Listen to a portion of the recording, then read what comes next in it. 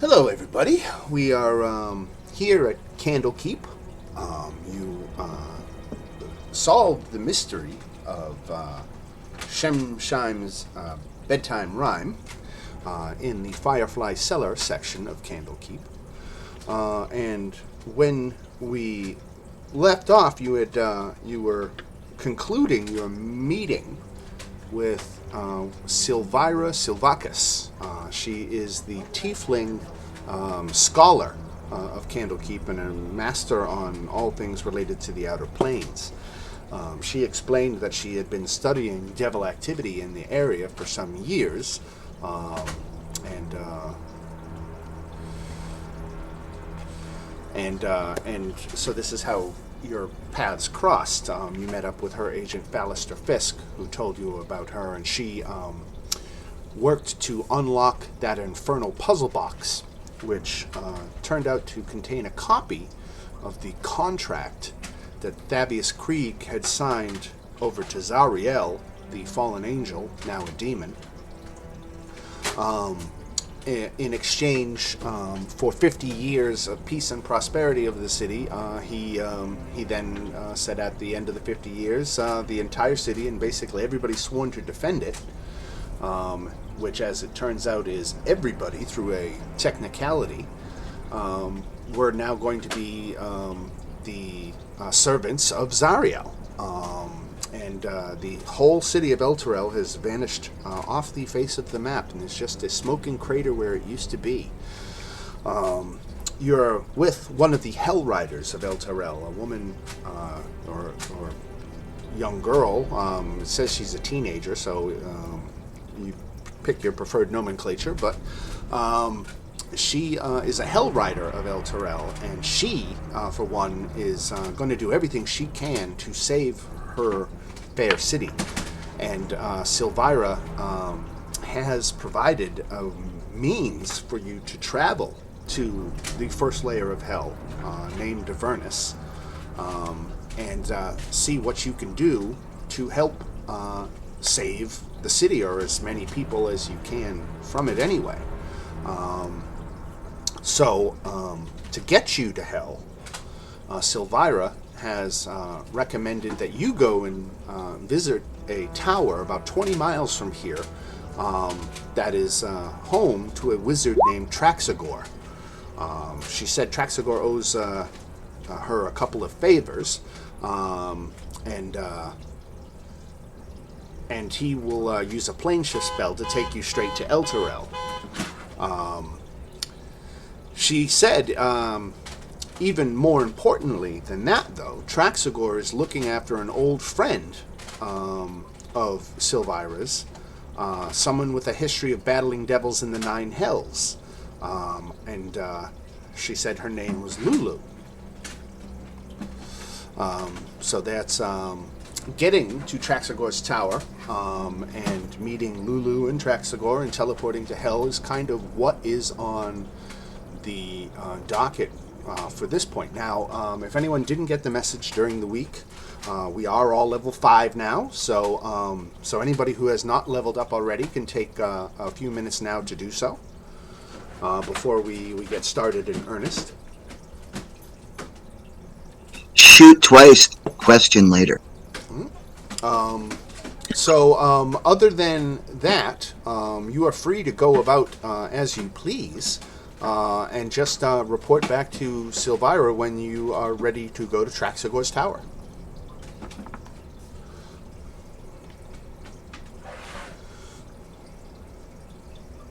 I think I'm ready at any point. I don't really have anything I need to do first. There's not probably a lot that people have to do. My question remains, have I received any kind of package? No. Nope. All All is right. quiet from the Baldur's Gate end of things, it would seem, so far. But it has been 5 days. Maybe 6. Okay. So I'm so tempted to send a sending spell just to check on this, but I might want to just save the spell slot.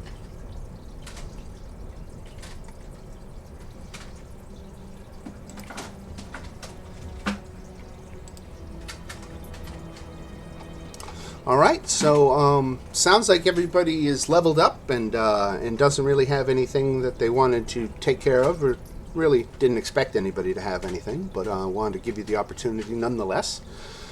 So once you're ready, Silvira ushers you to a crescent-shaped landing platform with a stunning view of the sea. Waiting for you atop this platform are several griffins with saddles, their handlers standing nearby to help you. The griffins have instructions to fly you to Traxagor's tower, says Silvira. Don't worry, it's safe. Famous last words. I wasn't worried until he said that. Right? The handlers are standing ready to help you mount the griffins. Each griffin can carry one rider plus their gear. I'll hop right on one. All right, everybody gets mounted up. Yep. All right. So the griffins take flight and head out to sea, flying just below the clouds. Candlekeep looks no less majestic from the air, but grows smaller as the griffins soar westward. Large rocky islands pass below you, and beyond them lies the open sea. After a long journey, you see a windowless, doorless stone tower which somehow floats in the sky ahead. The griffins pass through jagged holes, riddling the tower's conical peak, to land on the top floor, which has a spiral staircase leading down. So the griffins have all landed, and you are all free to dismount. And you've got a set of stairs in front of you.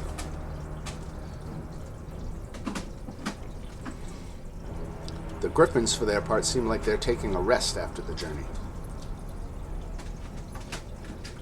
Slackers. Hey, Dan, just making sure. We're still looking at the Firefly Cellar right now. Is that correct? Right. I don't have a better Okay. map to move you to. Right. Okay, just making sure. I guess you know what. Let me do it officially. Let me put you on this map. Here we go.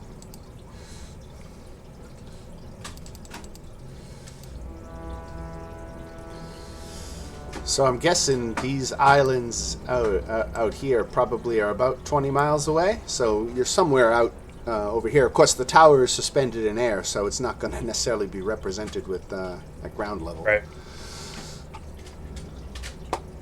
All right. Down the stairs we go. Okay. Yep. One level down, you see a cluttered chamber illuminated by various objects upon which continual flame spells have been cast. Scurrying around the room is an otter, dressed in a tiny red cloak. The otter mumbles to itself in common, mentioning something about a tuning fork. Suddenly, it takes notice of you and stands upright. Lulu, wake up! Our guests have arrived! At the sound of her name, a small elephant with golden fur appears from under a pile of blankets near a table strewn with alchemical equipment. The elephant takes to the air on feathery wings and lets out a pleasing trumpet sound.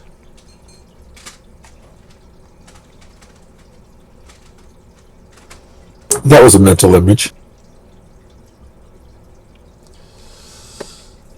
Yeah, the whole thing's like out of a dream. Right?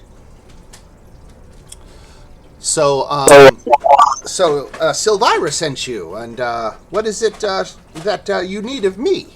The otter says to you.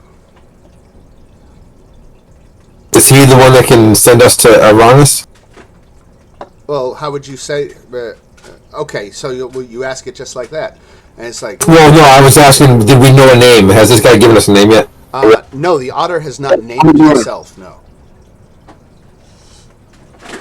But you know you're looking for Traxagor.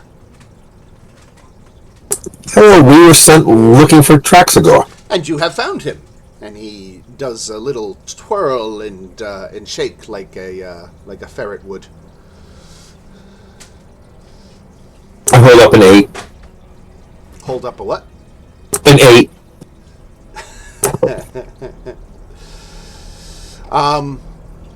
So Silvira says you're looking to get to Avernus. Well, in order to get there, we have to first find my tuning fork, which is keyed to the 9 hells. Why don't you all help me find it? Okay. Make yourselves useful.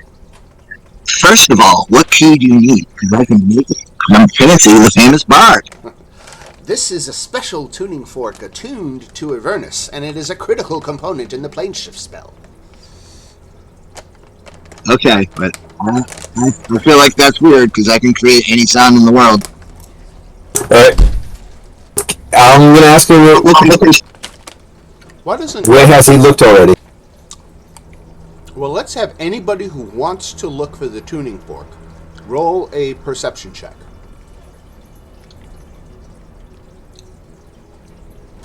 I'm in. Oh, sorry, I didn't mean to roll twice. I feel like I should be able to roll twice.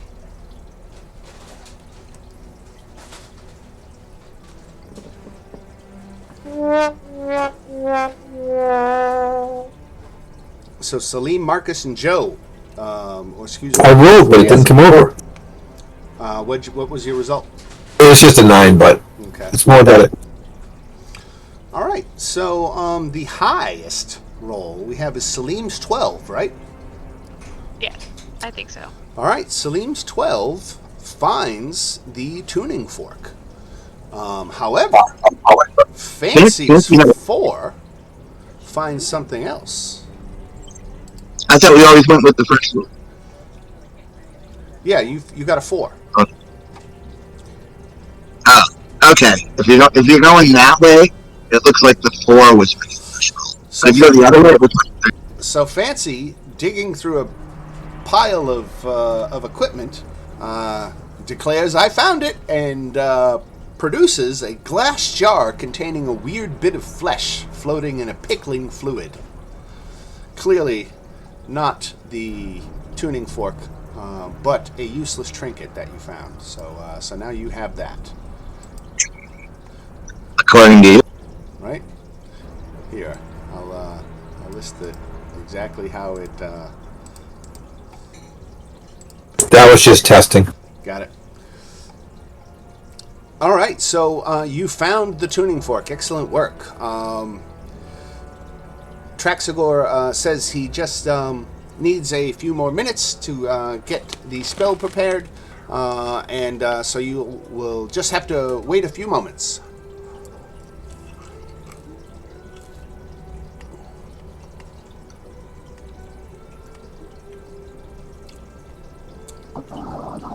Is there anything of interest while we're waiting?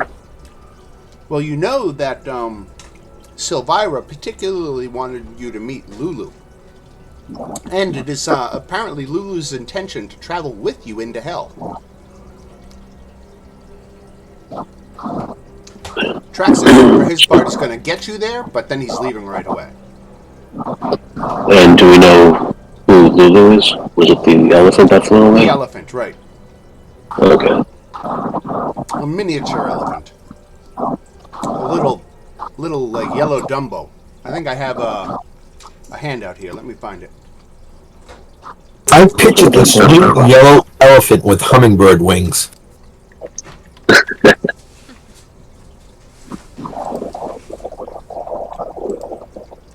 A pokey elephant? Lulu is a creature called the Holophant. Funky. Right. So, Lulu can speak Celestial, but she prefers to use telepathy, which limits her to talking to one person at a time. She explains that Silvira found Lulu and befriended her. Lulu stayed with her at Candlekeep for a while, but Lulu and the tiefling's quasit familiar Jezebel didn't get along. So Silvira decided that Lulu would make a better companion for Traxagor.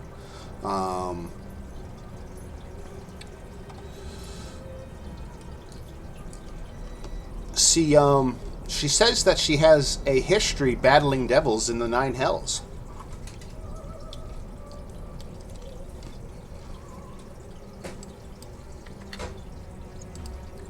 That's a step up from vampire steel.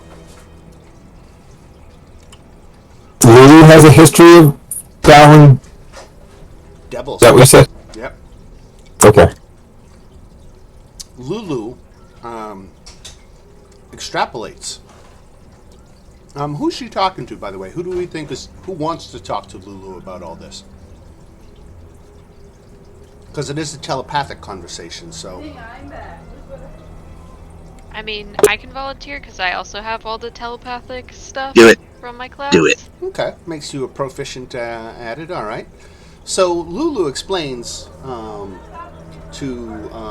you, Salim, that she was with the angel Zario when she assembled her army of Hell Riders to attack Avernus so many years ago. Through the gate we went, tearing through devils like a song through air. Victory was within our grasp until some of the Hell Riders betrayed us. They retreated through the gate and sealed it behind them. Before she was captured, Zariel told me to hide her sword so that it wouldn't fall into evil hands. Someone helped me hide the sword, but I don't remember who. We found a place to hide it, but I don't remember where. I escaped Avernus, but I don't remember how. Most of my memory is gone, and I don't remember why.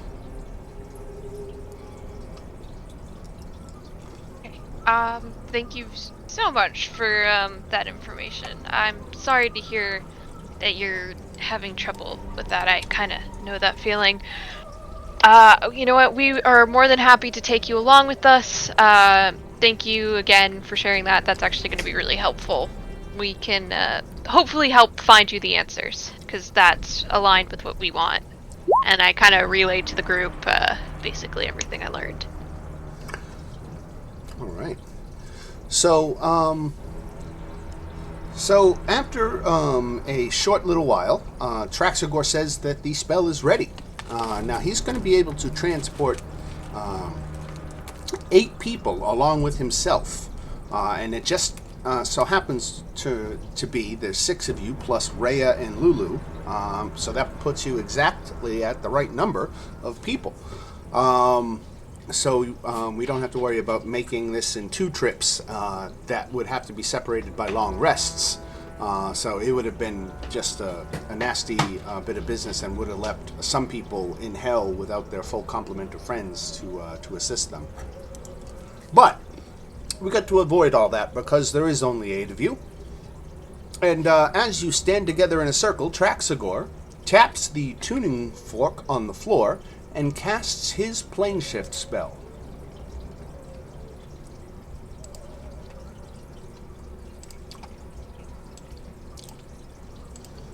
Alright, bear with me one moment.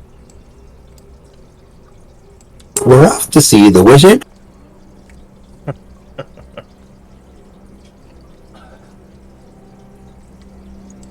just want We to got put this. something over here.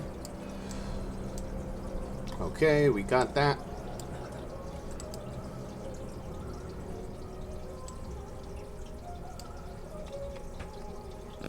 A hot, stinging air assaults your senses. The city street in which you stand is lined with buildings that are crumbling, if not already collapsed. The ground shudders beneath your feet. In the red, smoky sky, a 400-foot diameter sphere of absolute darkness discharges strokes of bluish-white lightning that strike the city at irregular intervals. Perched atop a distant bluff overlooking the rest of the city is a crumbled fortress. Traxagor gazes up at the black orb nervously, utters a few arcane syllables, and disappears in the blink of an eye.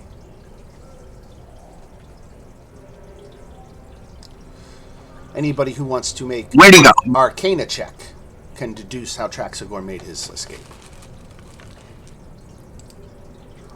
All right, Salim crushes it. So, Traxagor, it would appear, seemingly cast a time stop, giving him time to flee or cast other spells. He could be anywhere. Yay. Except back home, oddly enough, because he needs to take a long rest before he can cast another plane shift to get home. Alright, well, it looks like we're on our own, guys. he's gonna cast a time stop and leave us behind. I think pretty much on our own at this point. I Really? think we've been here before. On our own. So every so often, the entire city lurches from side to side as the great posts binding it sink further into the ground. That's a very important detail. Let me try to give you. Oh, so we're in hell? Yeah, we're in Elturel now. But it doesn't. Where does it give you the description of what you're seeing? This is pretty huge stuff. I know I've read it, but I'm just trying to find where it was.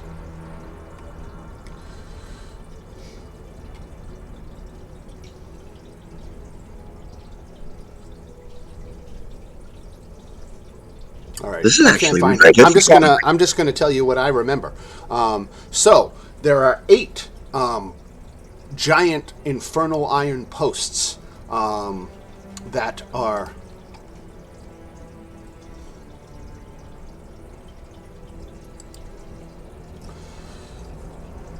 Where is?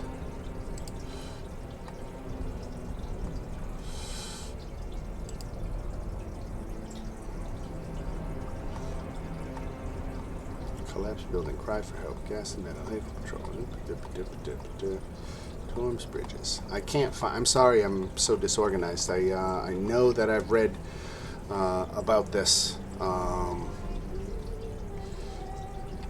I just can't remember where to find it. So there are again these giant posts, these iron posts, and when I say giant, I mean like one of the links of the chains are 5 feet thick, and that's just one chain link. It's probably about 20 foot long, 5 foot thick, and these massive, there's 8 of them that are securing Elturel to the ground as it floats 500 feet above the river Styx. And so that is where Elturel is right now, is it's 500 feet above the river Styx. You talk about the chains that are coming off the wooden poles on the edge of this map? Ooh, the Holophant, Lulu's background, I was with Zariel, restored memories, role-playing, playing ship. Yeah, the things are pictured on the map.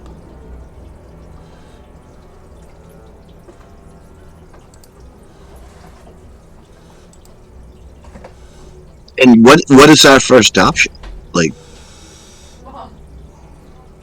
I thought someone had like put it outside in a cage to dump it. Yeah. It was just loose. I am really trying to look Parakeet. for She caught a loose parakeet. this thing. I know I should probably collapse building, cry for help, gas. God damn it. This is why I try to do all my homework on Roll20, and I didn't do that today. I did it for D&D Beyond, but of course the two are structured differently, so I can't remember where the fuck it is, partly because I never looked it up in Roll20 before.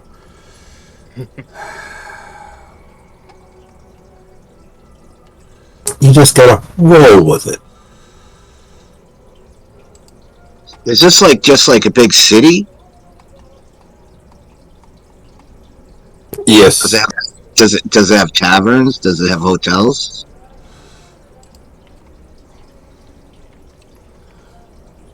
Give me a moment. I'm going to look in the goddamn D&D Beyond. It's like I'm getting a big Beetlejuice like Las Vegas vibe by this picture.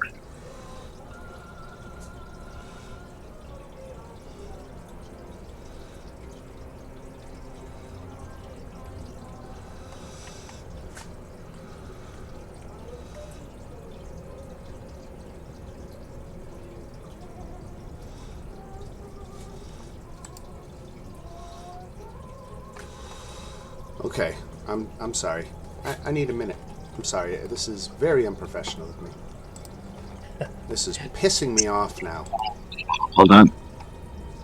Daisy has some good intermission music.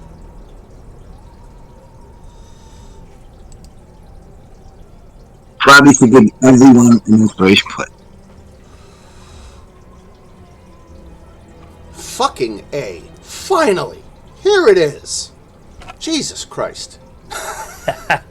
The jagged posts and enormous chains of infernal iron that hold Elturel are the only physical connection between the city and the ground.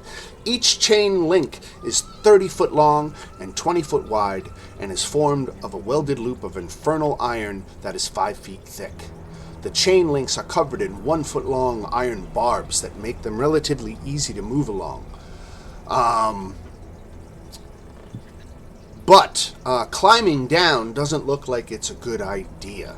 And that is because there is a massive, you've never seen anything like it on this scale, battle going on between demons who are pouring out from the river Styx, being met with the infernal hordes of devils who are using every resource at their disposal to fight back the demonic horde. It would be certain death to go down there.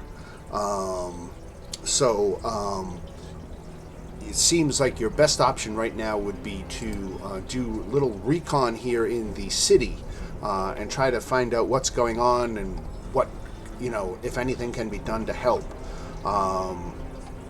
Let's... Arrival in We Elturel. call that getting a lay of the land. Right. Rhea Mantlemorn is disheartened by what she sees around her. Elturel is in shambles, but she's more determined than ever to try to save her city from destruction. She offers to lead you to the High Hall Cathedral, where she hopes to find someone in charge. Now, Dagon, you hear your shield, who is possessed by an entity named Gargoth, cry out in frustration, and then fall silent.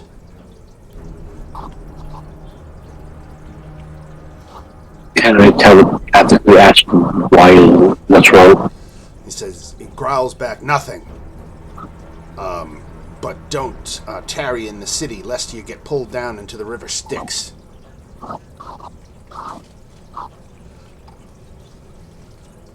Are you Ellie? I reassume that we're in hell and we're making our way to its destination and to be patient. All right. So, around the corner of a still standing structure runs a woman with 2 toddlers, one in each arm. In her wake amble 3 infernal monsters with glaives and snake-like beards. The fiends are laughing darkly.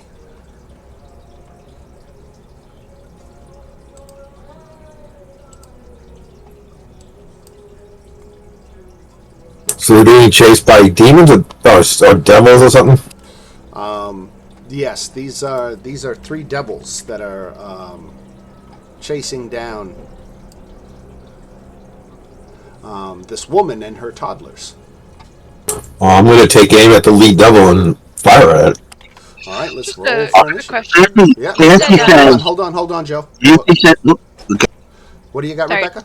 Just a quick question about the demons, because you said they had the snake beard. Is that like the guy we fought when we were infiltrating the lady's? Oh my god, I can't remember her name. The Right, woman we killed. Thalamra Van Thamper, right. Yeah, was that like the same kind of dude where like the beard had like moving tentacles and stuff? Right. That is them. I just wanted the mental image. Does he recognize us or something? Like, did we send the guy back here? All right, let's get a couple of kids. All right, 1 and 2. I'm just improvising a little map here. All right, so we've got you in a cluster. We've got the devils in another cluster closing down, and you're gonna roll to or move to intercept, or at least Rhea and Lulu are definitely going to do their thing. All right, so that puts everybody here where they should see their tokens now. Yep. this feels like the Matrix right here. I'm going to open fire. All right.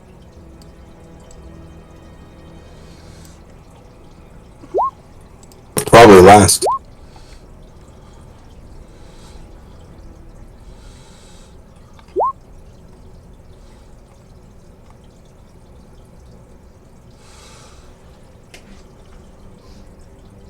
So, before I get further into the fight here, I just wanted to read to you Lulu. Upon returning to Avernus, regained a little bit of her memory. She said that the surroundings, and not speaking of Elturel, but more of Avernus, that the surroundings feel familiar, albeit in a terrible way. And the sounds and scents of Avernus trigger memories of Zariel's fall and the angel's earliest days as a denizen of the lower planes. So it does seem that Lulu's memory is affected by her entry and her return to Avernus, though she's still missing most of her memory. Maybe more will come back.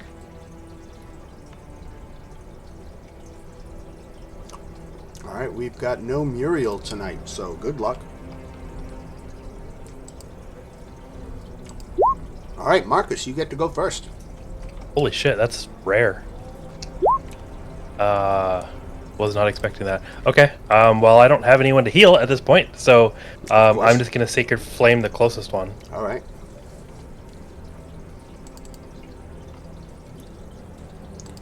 Whoops, I rolled con. What was the roll? 14 Dex. plus 2. So still would have been a 16 anyway. Yep, All right, so no damage on a save, right? that's right. All right, Mr. Dagon.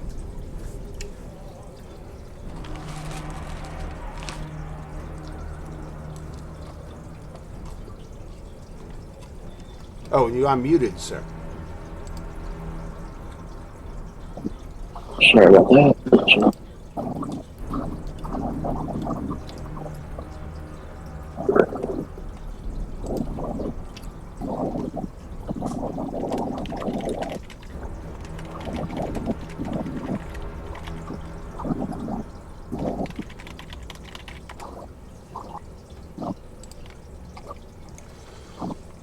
So attack the first one, this one, All right. with acid splash. Dexterity. DC 14. Made it. Splash damage. Does take half? Or is that a cantrip? That's a No, cantrip. it's a cantrip. All right. That it for Dagon? Yeah. All right, this bearded devil sees you guys and decides to let the woman and child go. It'll be easier enough to hunt down later, but let's smack this puny mortal here and teach him a lesson.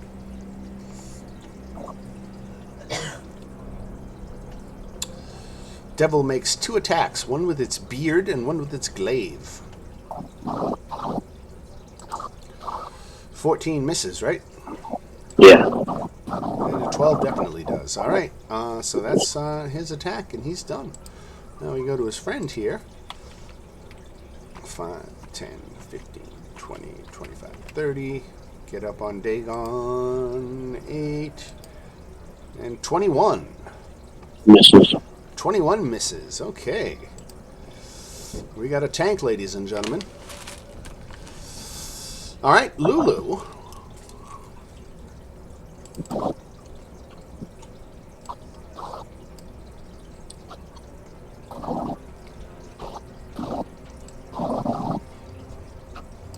Oh boy, she's fast. Her fly speed is 120. Wow, that could be useful. 5, 10, 15, 20, 25, 30, 35, 40. And it is a trumpet of blasting, creature in a cone. Oh, I see. She can only do this 3 times a day.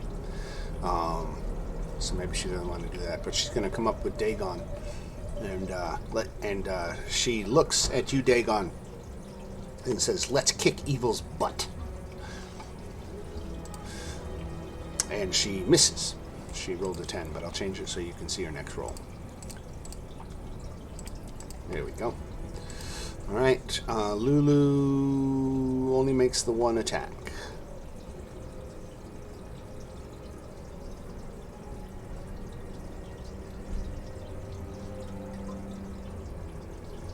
Wow, that's handy. Why don't you all read that? That's something Lulu can do.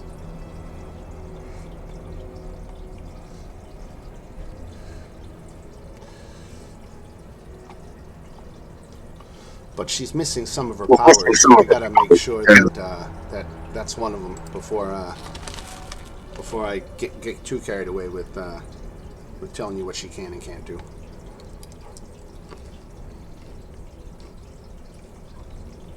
All right, Fancy. You got a couple of demons, and you got women and children that need saving.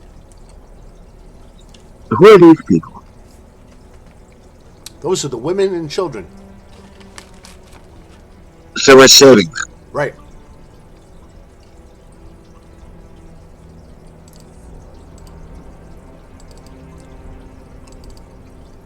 What is this? That is whose raven is that? Is that Kyle's raven? Meredith's, I think, isn't it? You know what? It is. It is. Let's get rid of it. This is Kyle. Yep. This is Rhea Mantlemorn. that's our friend Celine and Marcus. You got them all. What's this, romper room? Thank you for that. Alright, I'm going to give and it's not me, it's Clancy, it's my character. It's just what he does. He's gonna give a bardic inspiration to Dagon. Good person to get it. All right. And is that it for Fancy? That's my bonus. That's my bonus action. Hold on. Stop. I have more to do.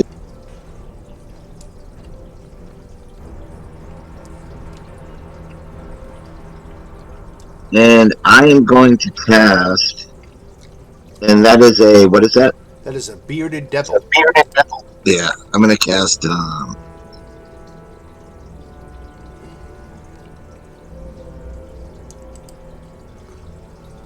sorry, try to, it's coming. I tell him you're no Tasmanian devil.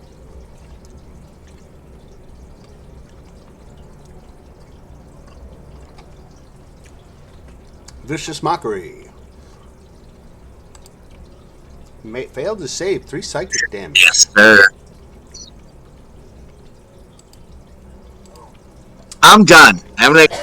3 psychic damage. All right. The first damage dealt. I'm gonna go back and slap Marcus on the ass. That's how you do it, buddy. Does Vicious Mockery incur any secondary effect? Yeah. Disadvantage at next attack. Okay. All right. Mom is going to take the kids and run.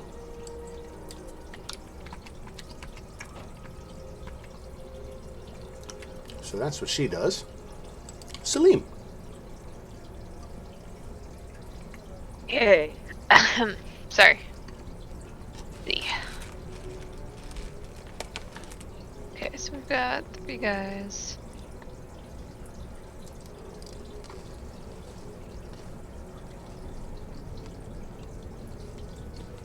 Gonna hit him with something good.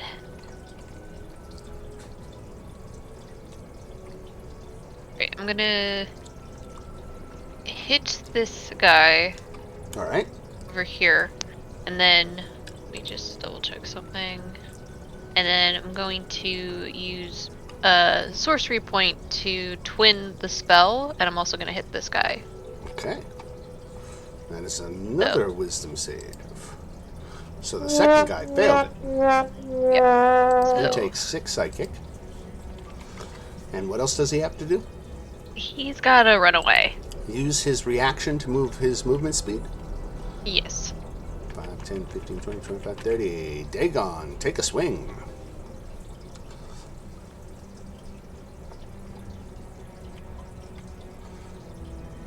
$15 hits.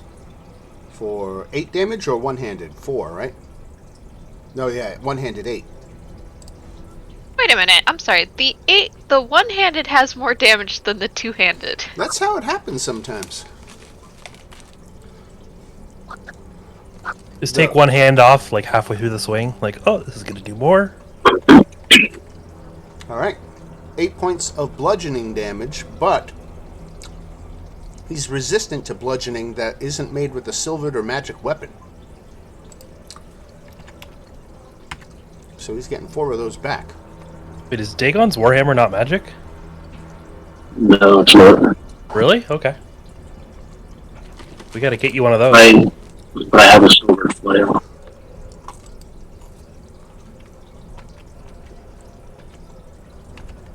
Alright, this bearded devil is going to attack poor Lulu.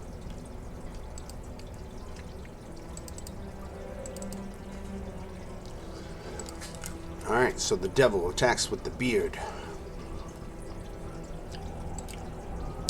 Hits Lulu for 7.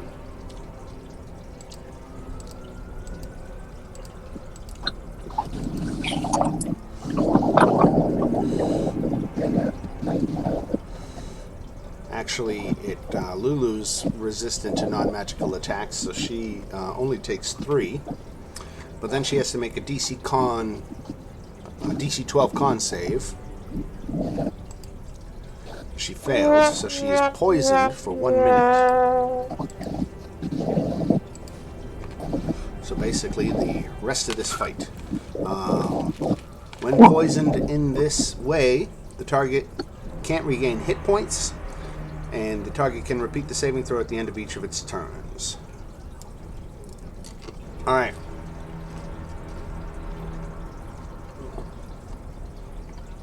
So that was the beard attack. Now comes the glaive. That misses. Kyle. Go after that one there.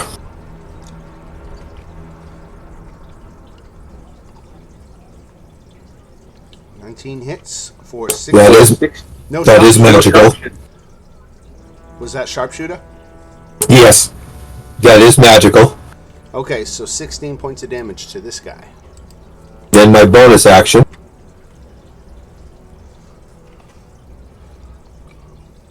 16 hits again for 17 force. Then I'm going to move to block them. All right.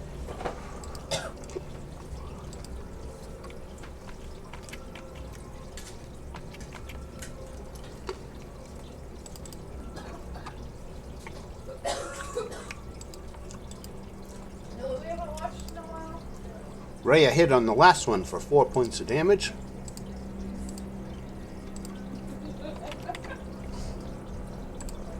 We at the top of the order, Marcus.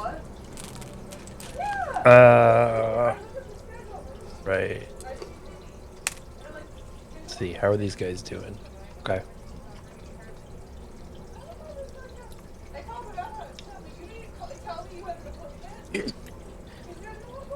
Let's see. Okay, I'm going to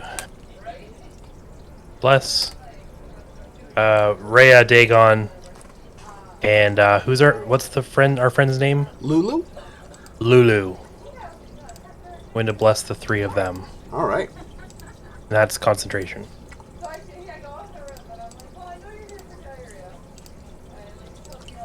A bleeping awesome spell, by the way. It is.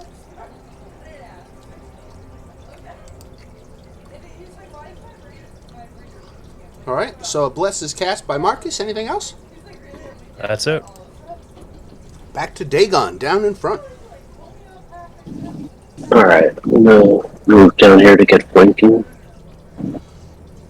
on this one. +2. And seeing that my Warhammer wasn't as destructive as I thought it should be, we're switching to a third flail Okay. with the green flame blade.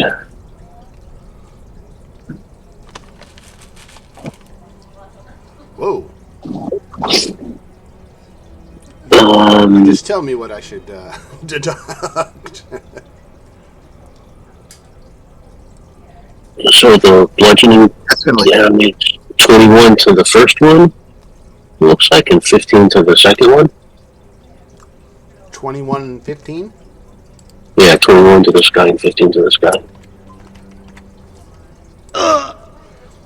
Wait, this is fire. Yeah, He's not. He's immune to fire. no, that's terrible. So I got to put 21 points back on him. Fancy just shakes his head like Lee Trevino from the distance. Right. So that's 7 bludgeoning damage, isn't it? Is that 7 bludgeoning? Is it the first row is on the left, and then on the second row on the right? Right. 7. And Yeah. it's non-magical though, so it gets But reduced it's to 3. silvered. It's from the silver flail. Oh, it's a silvered flail. Oh, okay. I missed Yeah. that. Sorry. Silver flail makes it full damage. 6 points. All right. Anything else for Dagon?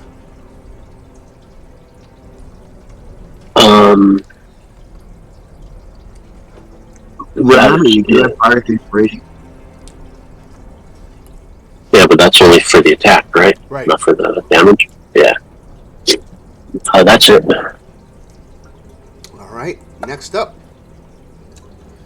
The devil that just ran away. 5, 10, 15, 20, 25 comes barreling back. Here he goes. 11 and 23. 23, 21. 23, flanking. Oh, yeah, 23 hits. For 11? For 11, and you need to make a Constitution saving throw.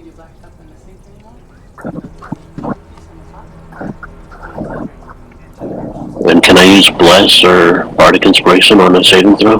Bless is automatic. Absolute to Tootly.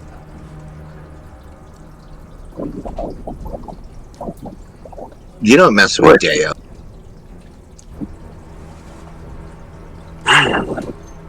Okay, so Dagon is poisoned. Alright, so I think 11 and... Hang on, that's a 4. You can add the if he does the bardic and the Okay. bless. He could hit. He could hit 12, right? Maybe. What's a bardic? D6 and a D4, yeah, that's Bardic fine. 6. Wait, so the Bardic is D6. D6? Wait, I'm level 5. It might be D. Oh, good enough. And bless? bless is D4. Oh, I thought you said I could for the Bless. Oh, That's 11 right there. That's Right. I still miss. Right. And wait, what's the other one I have?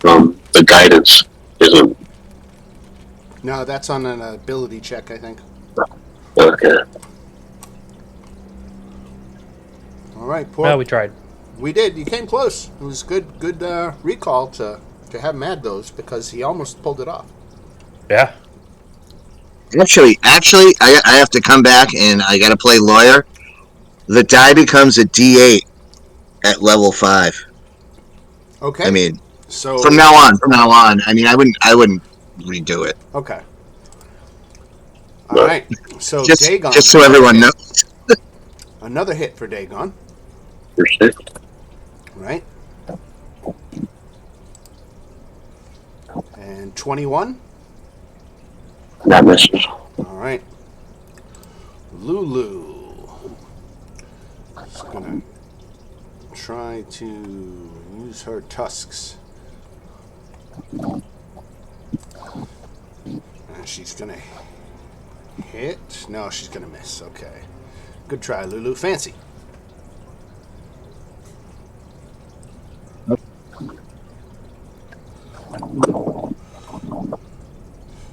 Hello. I am here. So we got enemy.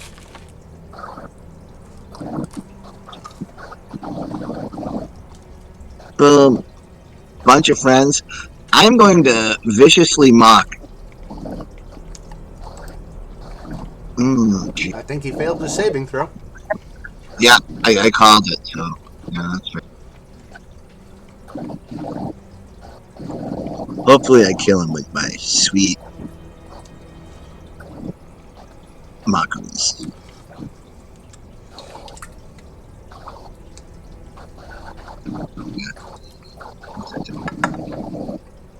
All right, 7 psychic damage.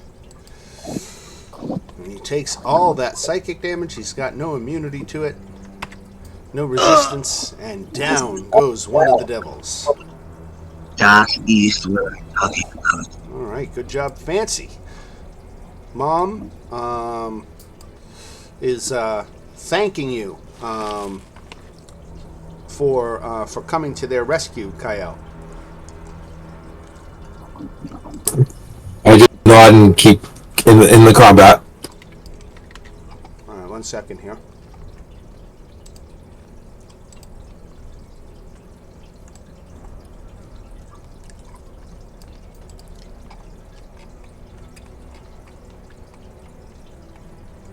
She says her name is Harkina, Harkina Hunt, and she expresses her undying gratitude.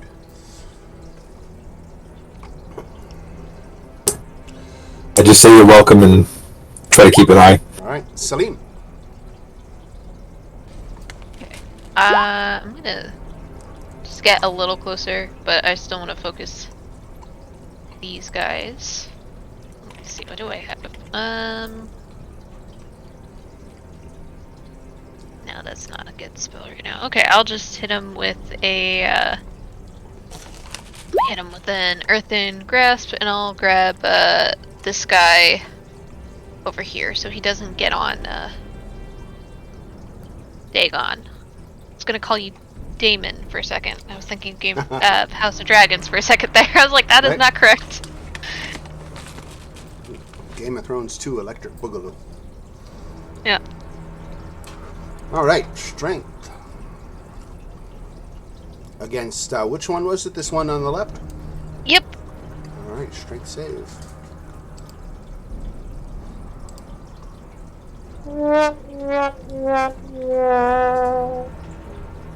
Awesome. So I'm just gonna grapple him so he can't move. So with how the does hand. that damage work? He takes 10? It's so silly. It's like one or the other, but it rolls for both in this case. Like it rolls for if I'm like holding him or if I'm just like basically I don't know. I It's- see. One your is like choice. the initial, but they're the same. Yeah, they're basically the same. It's silly. Okay, so 10 points of damage. 10 points of bludgeoning damage, that is magical. Yes.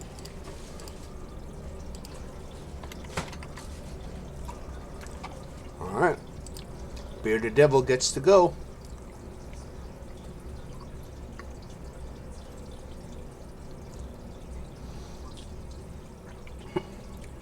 Bearded Devil's going to attack Lulu. Going to hit for 4. Going to hit for 9. 13 points of damage to Lulu. Lulu resists non-magical. Yeah. So she only takes 2 and 4 is 6. She is a tough cookie. She is a tough little cookie. Get used to her. She's going to be around for a while. Kyle. I'll go after the one that's on Lulu.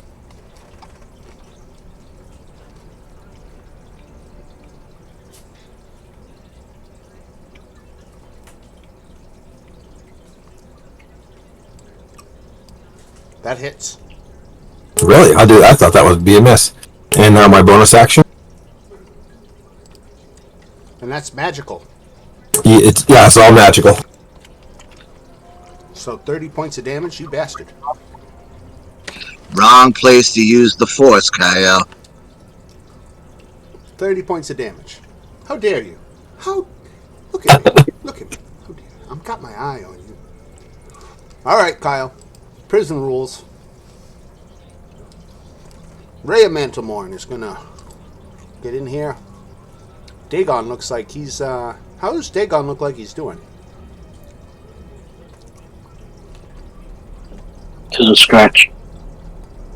35 with 52. Ray is going to circle around on this bearded devil and get flanking on him. Going to hit. Going to hit. Going to miss. She has a magical longsword, so takes 16 points of damage. Rhea takes another one. Then we are back to Marcus. All right, I'm gonna cure wounds on Dagon. Oop. Wow, that sucked. Thank you, sir. 11. 11, yeah. That is very nice, thank you.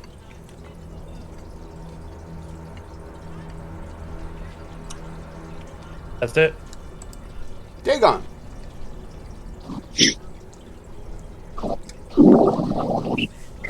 Oh, that's a creature I touch, so I gotta actually go up there. Oh. Oh, Cure Wounds is a touch spell? Yeah. Right. So there's only one of us, one of him left.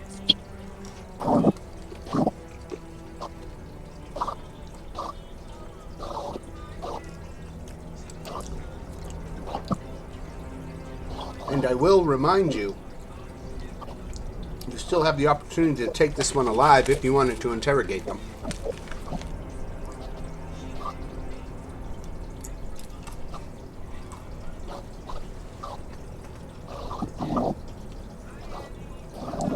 Who is the interrogator out of the group? Dagon, I think. Oh, really? I would have to take Dagon too.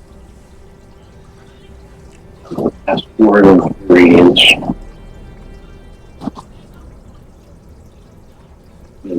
Word of Radiance. Constitution save. Made his save. Okay, so just use that's right. Bearded Devil takes a swipe at Dagon with his beard. 22. Misses. No misses. Glaive 20 misses. We got a dead soldier. We got a Lulu who's going to come down, fly down, and off it up. Now she's poisoned still, so she's going to have disadvantage on her.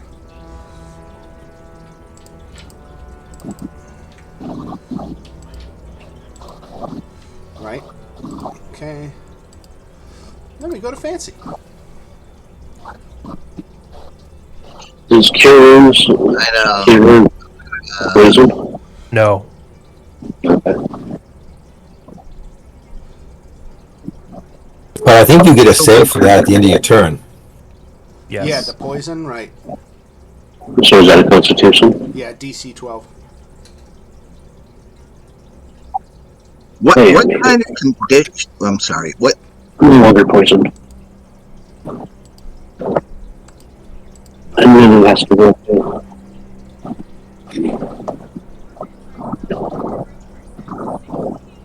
Alright, Fancy, what do you got? Fancy is moving in, and what kind of condition does this creature look like it's in? Still pretty healthy, but his buddies are dead on the ground. So is there a way I can make a talk action and say, hey, your buddies are all gone. There's no reason for you to die too. Something like that.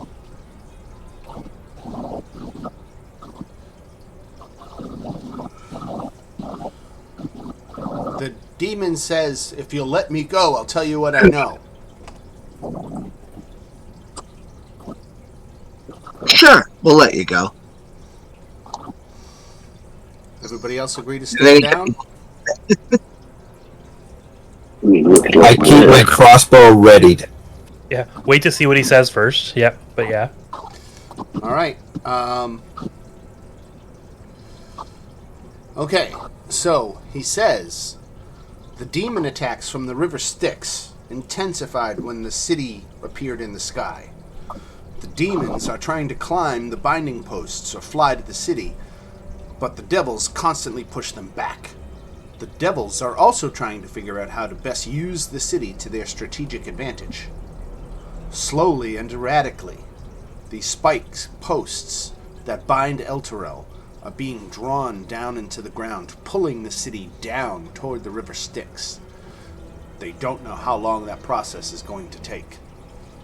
Now, the only reason that the city is not already under the control of the devilish forces is the demon attacks. Stemming the abyssal tide is taking all of the devil's resources. The devil, the bearded devil, assumes that the city was brought here by Zariel, the ruler of Avernus. They were just up here looking to capture humans to sell into slavery.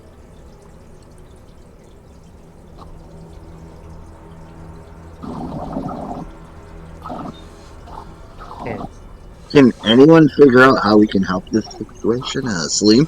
So he says, "Now you'll let me go, right? You said you'd let me go. A deal is a deal." What? Listen. My name is Fancy. I've played 5 billion songs. I don't know what song I last played.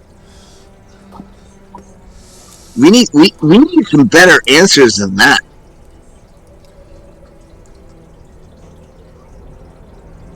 And that's when the other people in the group ask tougher questions. Right? Yeah. Anybody have specific questions?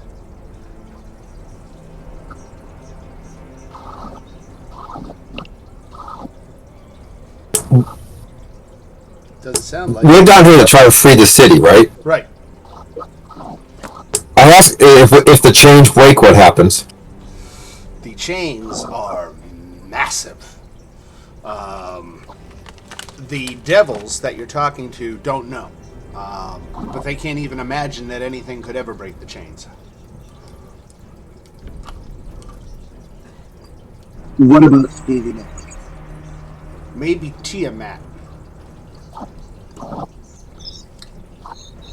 You're not bringing Tiamat into this, are you? Tiamat lives on the first level of hell in Avernus.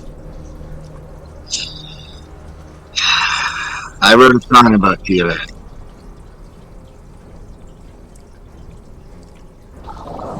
Here's I just Tiamat. Now I'm dead. All right. Does anyone else got questions? Yeah. Anybody else got questions for the devil before you turn him loose or betray him and kill him anyway? What if we just break his kneecaps and let him live? Well, technically, I didn't say I was going to let him go. I guess my question would be, well, okay, my first question would be, so what's the deal with, like, the current fighting down below, like, that we were watching? Like, what's the deal with that? With the blood war? Yeah. It's been going on for countless millennia. Okay, so, I'm fighting off a sneeze. Excuse me. Oh. So yes, the blood war between the devils and the demons has been going on for countless millennia. The devils, ask any devil, and they'll tell you that it is the rest of the multiverse owes a debt of gratitude and thanks to the devils of the 9 hells, because they keep the abyssal tide in check. Devils are all created from the souls of a mortal being who has died. Demons just grow out of, like, the fabric of hell itself. They don't require to have a mortal soul to kind of kick them off. So there's just this endless supply of demons forever being generated, and there's nothing that can stop it except the devilish hordes of the 9 hells. okay. Next question, I guess, is beyond, so, like, you said you were trying to sell humans into slavery. Where is that, like, slavery exactly happening? Like, where were you going to take them? The Wandering Emporium. Wandering Emporium. Okay, Right. just adding that to my notes of just like, okay, the Wandering Emporium. Right. Slavery, probably other illegal, like, black market type place. Gotcha. And I assume that's something that pops up from place to place, hence the name Wandering Emporium. Right, it's a traveling bazaar, Mahadi's Wandering Emporium, that winds its way across Avernus, a wandering menagerie of merchants, artisans, and misfits who ply their respective trades and sell their wares under the direction of a Rakshasa called Mahadi. I don't have any other questions at the moment. If anyone else wants to jump in. And if you want to find this wandering thing, how do you find it? He let me see.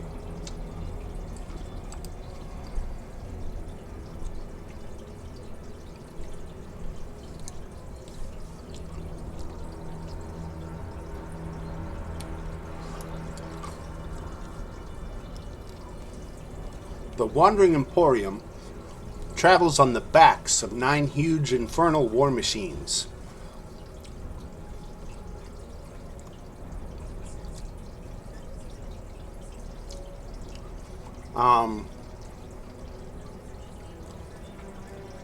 It doesn't say anything specifically about how you track it down, other than it wanders.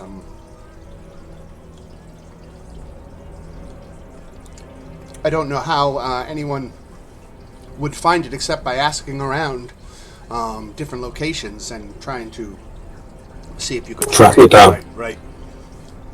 All right. Now, the devil is asking to be let go at this point. Yeah, No. I mean, and Fancy is like personally not, personally involved with this, but I mean, we gotta kill him, right? Yeah. I look around and say, "Do you want me to fire?" Now, he is relatively healthy, and you did not knock him out or restrain him or anything, so he's just standing there. And he's kind of starting to try to take steps backwards away from you. Slowly, but also quite purposefully. Is there a way we could go like? Yeah. Go ahead, Joe. Sorry. No, I said, is there a way we can go like Inglorious Bastards on him right now, or? I'm just looking at everyone. Do you want to let him go, or do you want me to shoot?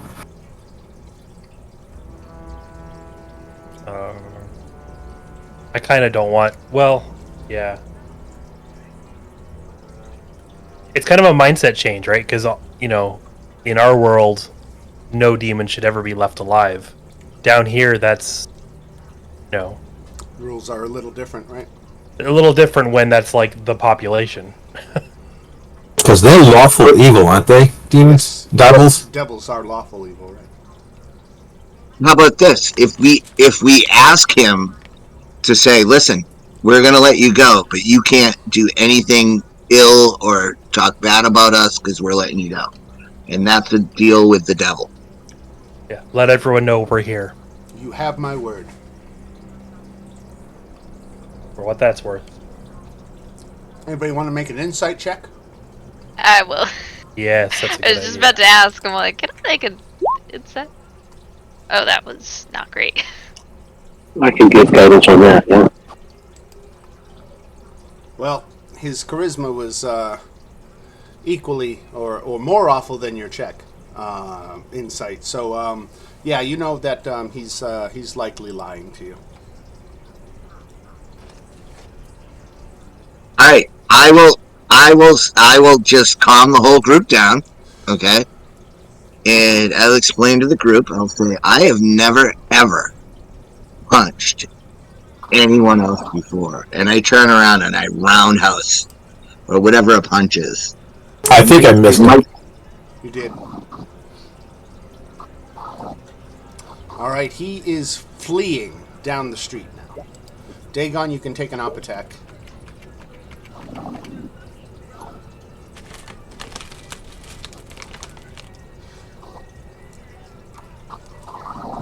$18 damage.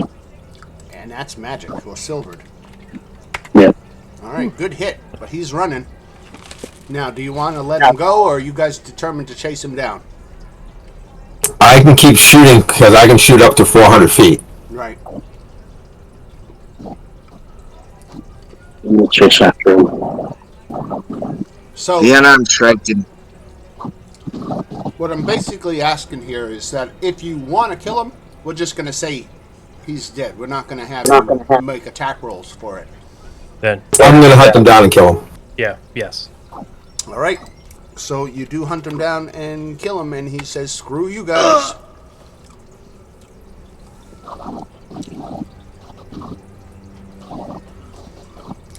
Devils and demons, when they die on the material plane, they just go back to hell. You kill them on this plane, they die. And they're very aware of that, which is why he was trying to get away. Put him out of his misery, I guess. Right. Now, this woman, Didn't Harkina. have anything. No, the bearded devil didn't have much on the way. I think he had a glaive, and that was it. Yeah, all he had was his glaive, a non-magical glaive. Dan, I have an hour timer running on my cannon now, just so you know. Okay. So this woman, Harkina Hunt, the woman with the two toddlers, again thanks your group of heroes, as she calls them, for coming to her aid. She has an info dump for you as well. She can tell you that many of El Terrell's citizens died when the city was drawn to this terrible place. Still more have died in the days since, from the attacks of terrible creatures, a lack of food and water, and the collapse of many of the city's buildings. Harkina and her boys have been hiding in a basement of a tavern that had enough reserves of food and water to keep them alive for a time, but when those provisions ran out, the family was forced to creep from safety to search for more. The city itself has been split in two down the middle. Harkina has heard from other survivors that this side of El Terrell, formerly the eastern part of the city, is worse off. The High Hall, the great castle that is home to El Terrell's leaders, is where she was planning to take her boys to find safety.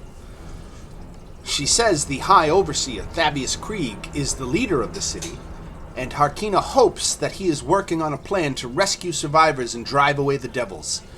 If he's still alive, Grand Duke Ulder Ravengard of Baldur's Gate is probably at the High Hall as well. Well, it sounds like we should go to the High Hall. Should we escort her there? She is going to get back to her encampment of survivors, and she will make an attempt later, but she thanks you. How many people are with you? 8. Did we get them all?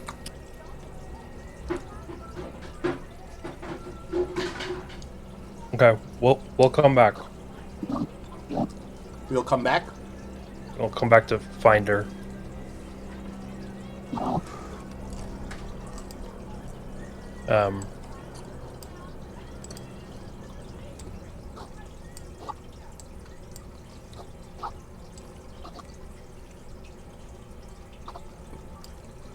So should we go to that place they were talking about?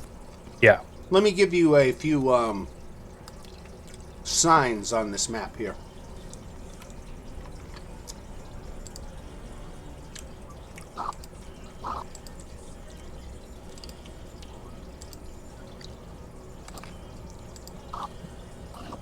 You should see some named locations now.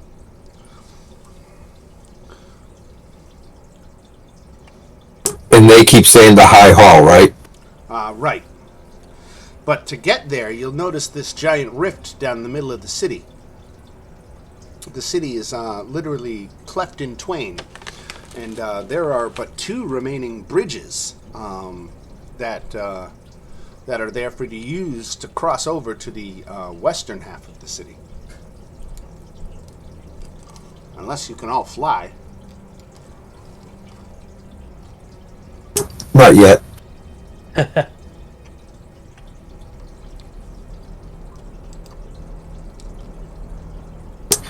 Do we want to be bold and take the bridge, or see if we can go up high and? Fortune favors the bold.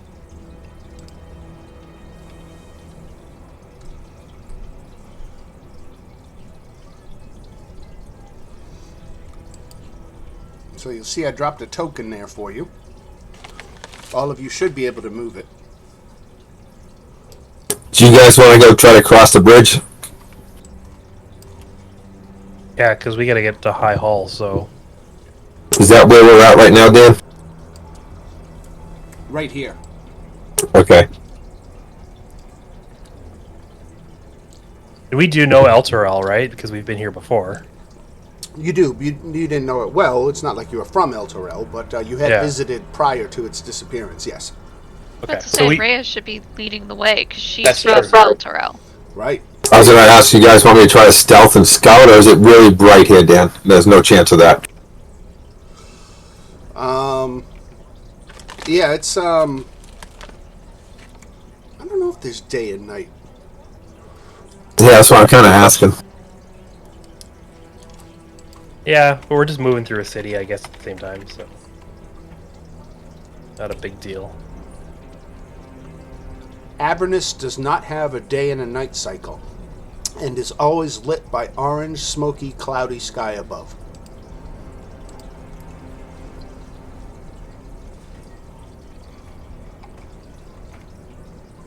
Alright.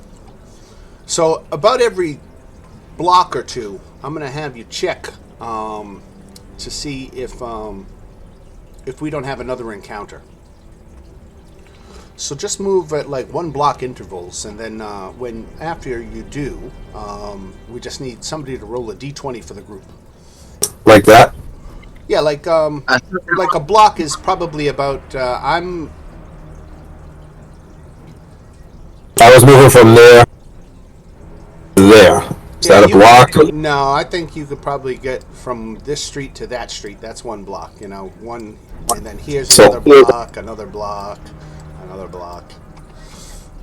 All right, so that would be 1, and why don't we have somebody anybody, roll a d20. I'll take whoever gets it first.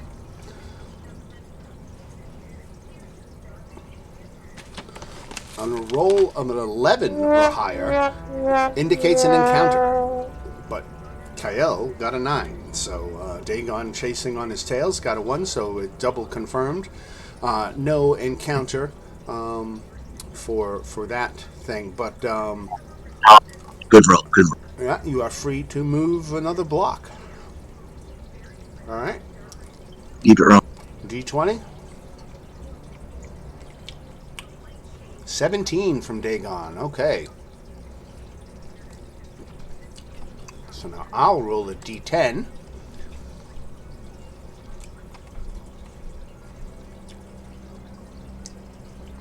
So as you pass an alleyway, you notice an imp talking with a halfling. Let's see if I have a handout for an imp. I do. Here's an imp. He's talking with a halfling. The two are focused on each other, making it easy for you to get close enough and overhear their conversation in common, if you wanted to. Sure. The halfling is a baker named Pilster Pebblehook. He has been hiding with his family in the basement of their bakery. They are running out of food, so Pilster has braved the streets to search for provisions.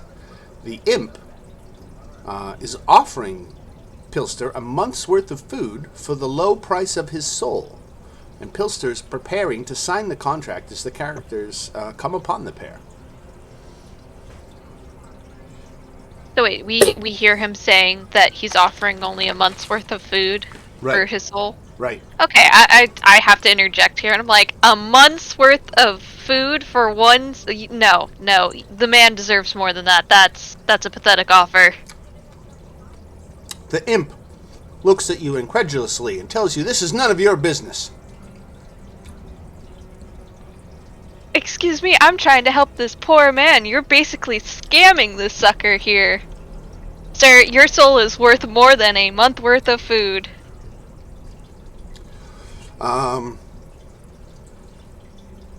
Pilster welcomes the interruption, since he was having second thoughts about the deal, and he hands the contract to you, Celine.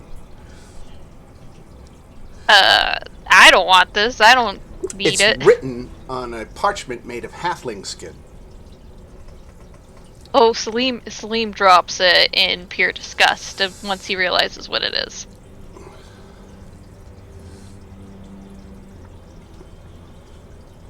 Anybody want to look at the contract? I'll take a closer look at it.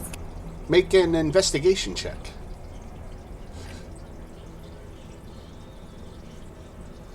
Nice. All right. So, an investigation penetrates the dense and convoluted text of the contract, which will give the imp the souls of Pilster's entire family if he signs it. Do you point that out to Pilster? Yeah, I'm saying, so you gotta sign over the whole family's soul for a month's worth of food. And he just glares at the imp and thanks you for coming along when you did. And he asks you if you know where there's any food. I'll hand him one of my, Any food? I'm gonna hand him one of my days of rations. Please, sir, I have a wife and children. Do you have any more you can spare? Yeah, that's all you're getting out of me. Anybody else? Let's go see these wife and children. Take food from the imp and give it to the listener.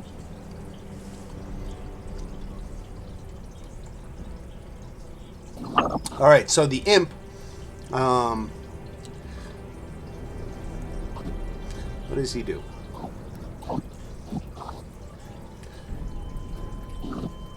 So Pilster thanks you and begs,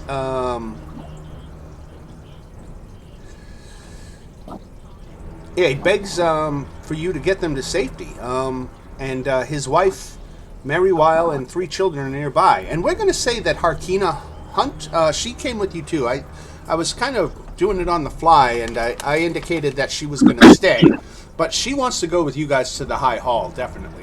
So we're going to say she's in tow, and now you've got this halfling family who might be joining. Well, Dan, hey guys, if we were gonna take part of them, wouldn't we go and get all 8 of them?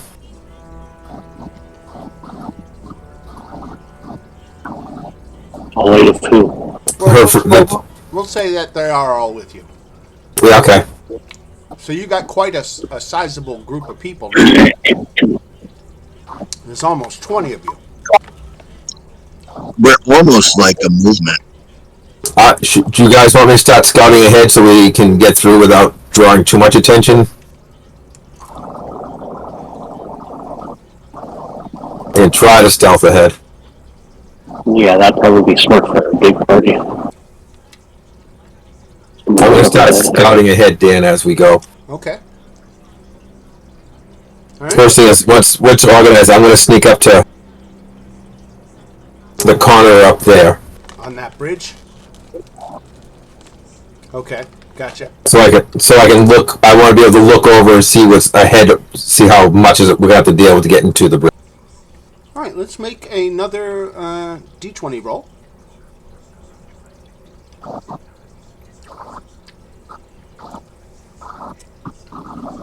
Okay.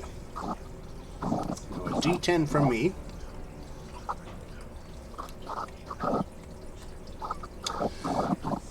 So you can see, roaming the streets, are 7 ghouls. Their leader, formerly looked like an adventurer of some type.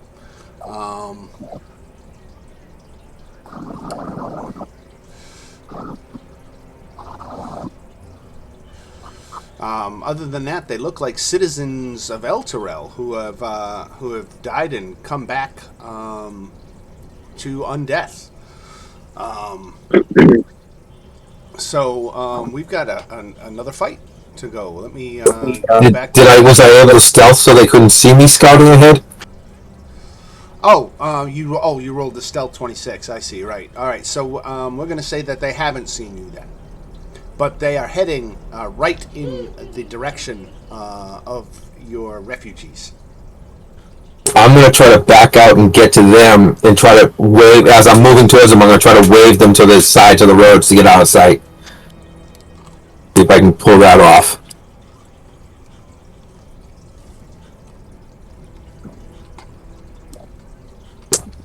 Anything you want me to roll for that, or?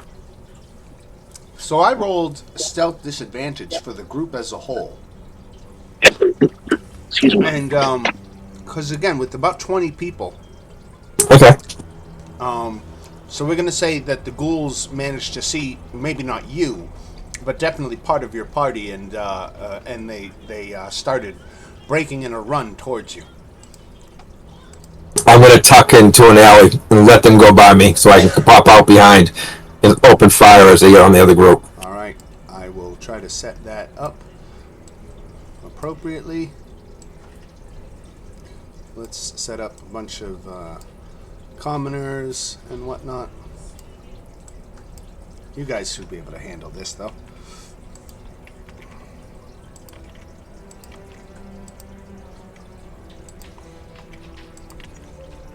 Just remember. Goonies never say die. And I need the halfling commoner and his wife and 3 children.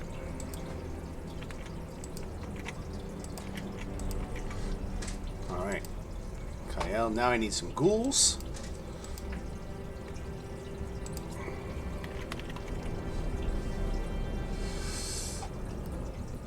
Ghouls. Oh yeah, if I make it plural, it won't find it. There we go. Ghoul.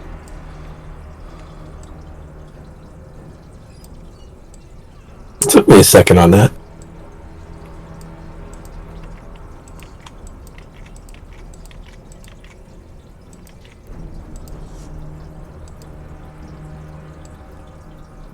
All right. Let's draw some buildings here.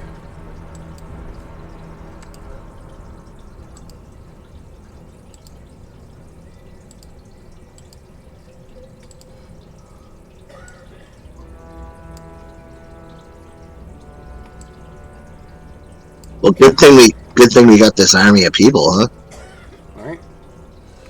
So there you go, Kyle. We're gonna put you around the corner right there. The ghouls are now breaking in a sprint.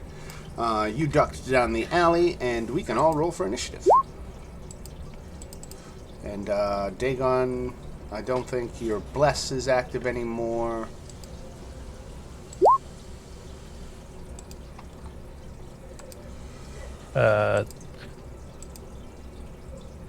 Is it? Just checking. I know I used it. It's only 1 minute, Okay. so no. Alright, so the bless is off.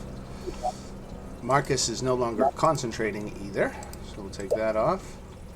I got a roll for Rhea and Lulu and my ghouly ghouls. I don't think you put the chart up, Dan. Oh, there it is. Come right. Yeah, it doesn't show up until I roll for some reason. We got Fancy, we got Dagon, we got Kyle, Salim, and Marcus. That is 5. Didn't I do Ray? Okay, I guess Rhea and Lulu.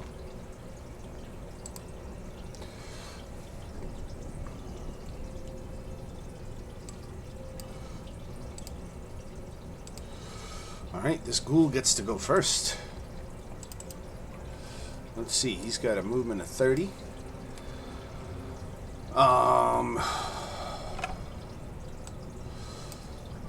You want to do another stealth check, Kyle?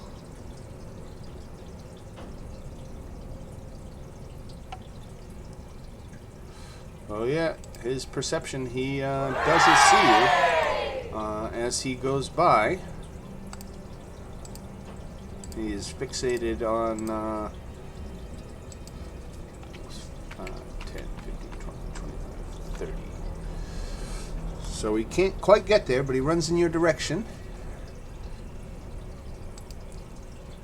And that's where he ends it.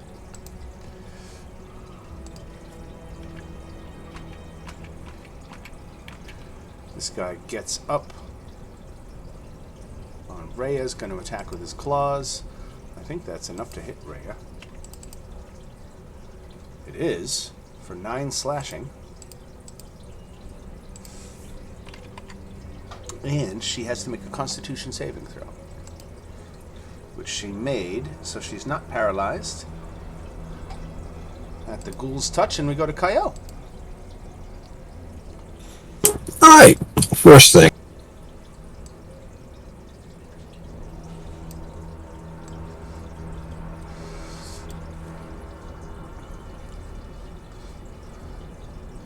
Fairy fire on the 20 by 20, as many of them as I can get. All right. So these 5 up here. Yep. All right. Saving throws for all 5. Dexterity. Going left to right. 1, 2, 3, 4, 5. Holy shit! Those were some good rolls. You just burned a spell, Wow, that's a wow. right? And on that one, I'm going to move also. All right. I'm not done. I still got a couple. Okay. Down here. Screw it. I'm going to action surge. Guess I'm going to pick on this one here.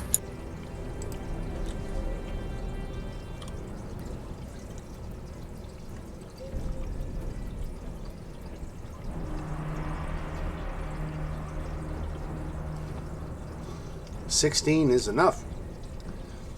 And 20 points of 20 damage. points of damage? 38. Good God. Blasted into next Tuesday. There's nothing left but a pair of ankles. All right. And that's my turn. Marcus. All right. How much is Rhea down by?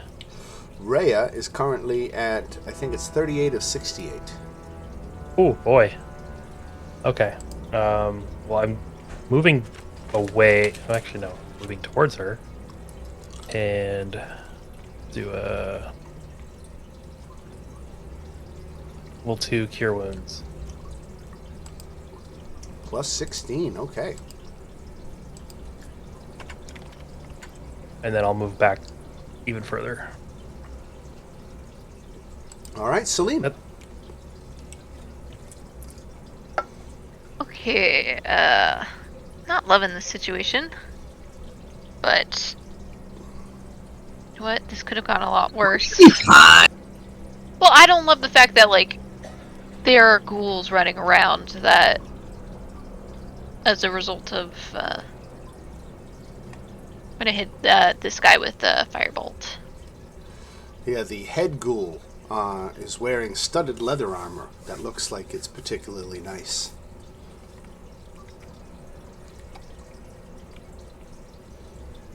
Yeah, I aimed at this guy in front of Rhea just to. All right, 24 hits for 8 fire damage. Boom. Okay. Anything else? Let me just check my bonus actions Sure. really fast. No, I'm done for now. All right, this ghoul comes up with the claws on Rhea and miss. Then we go to Lulu. He comes up next to Rhea and is going to attack with her tusks. And going to hit for 3 points of damage. All right, this ghoul here. 10, 15, 20, 25, 30. Only gets that far. Fancy. Okay. Yikes. So it seems like there's a lot of ghouls. There's a bunch of ghouls.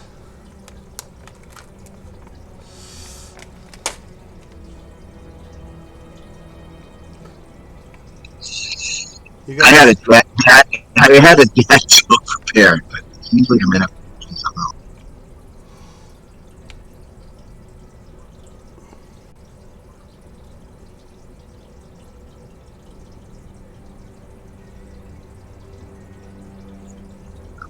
This is tough. I'm gonna go with my dad joke, and I'm going to cast it at I'm going to put a dot on the guy who's the leader. And what did you say about him, Dan? I'm sorry. He was wearing leather armor. Nice leather yeah. armor. Can you mark the leader? Yeah, he's got a red Wasn't it dot on him. studded leather? Wink. Wasn't it studded leather?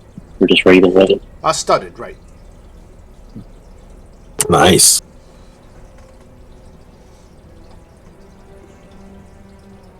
All right, I'm getting Road Warrior vibes. All right, I'm gonna hit this guy right there. Hey, Tom, let's rock and roll up. I'm gonna viciously mock that. But before I do that, let me try and do this joke. Okay? 3 ghosts were walking. Sorry. Let me start over. 3 ghosts were talking about what was keeping them from being promoted from ghoul to spectre. The first confessed, I have a weakness for boo.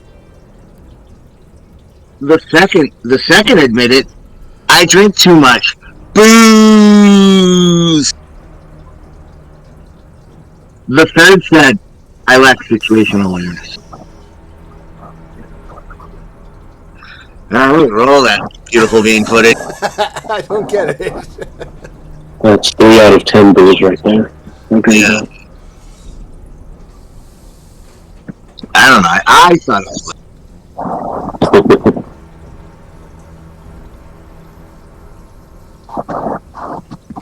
And you're going against the leader? No. No, I'm going against who I pointed out.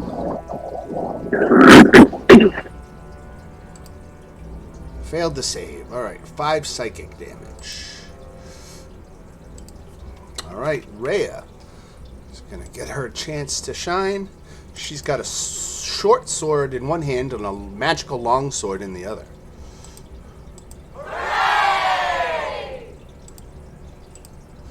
So 19 and 15 are 2 hits. For 6 and 8 is 14. And down goes another ghoul. 10,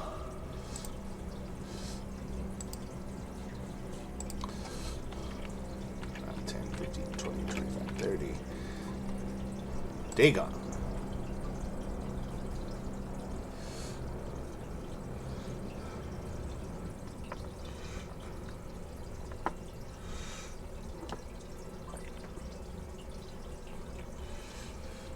Talking to myself over here. Oh, sorry. There's still 5 of them. No, I had the mic on.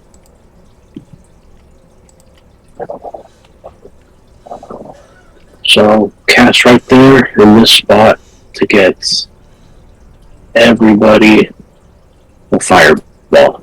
Fireball with the shield, huh? Yep, Nice. it's a DC 21.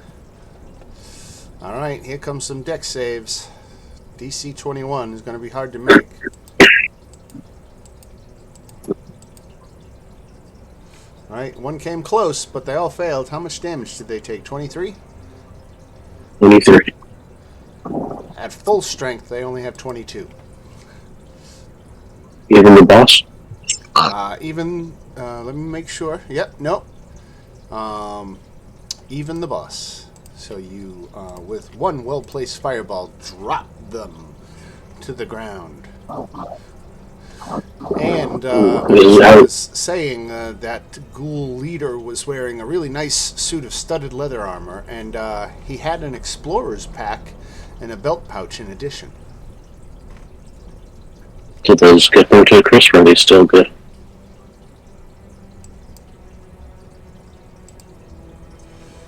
They're still good. Okay. Does the studded armor help someone? It's very nice, like I said. Do you want me to take the detect? Go ahead. No, don't we have squishy people? Mario or Celine? Right? Do they have one? Oh, I don't know what Mary. Let me see if I can Oh, see. Saloon's materials. actually use the If Celine could use it, I'd pass for her to have it. Otherwise, if she can't use it, it would help me.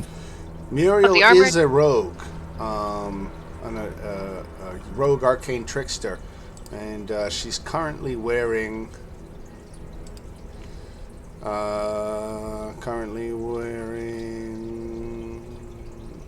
Nothing. Very hairy C, like 10 or something? 11? Leather armor. She's got leather armor on. very presumptuous.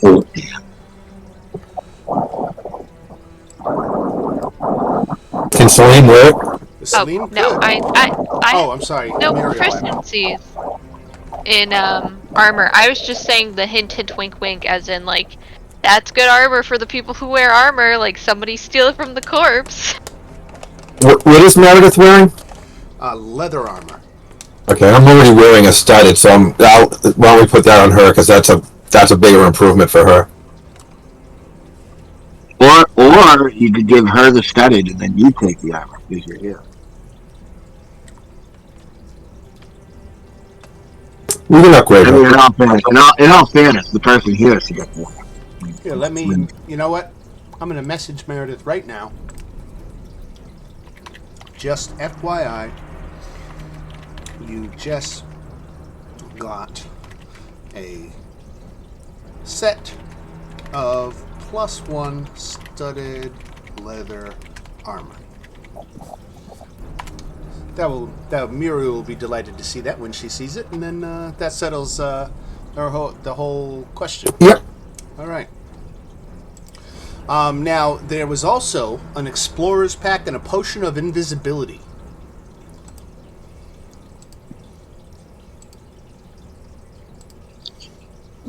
Invisibility is Does Kyle could already turn invisible, or no? I can stealth, I can't turn invisible. But I would rather give it to someone that has no chance of turning invisible in case we get in a situation. They could. Actually, you can't invis yourself, right? Hang on. What's that? You cannot invis, right? No, I can't. Why don't you hold on that? Because some of us can stealth and stuff. We need to get through an area. Maybe it'll get you through. With my armor, I'm on disadvantage on stealth, anyways. That's why being invisible would because you get advantage for being invisible, so it kind of cancels out. Okay. Yeah, I'll take it then. yeah. I literally played concerts in front of 10,000 people in Waterdeep. Just throw the explorers pack in the potty loot. Yeah. Yeah.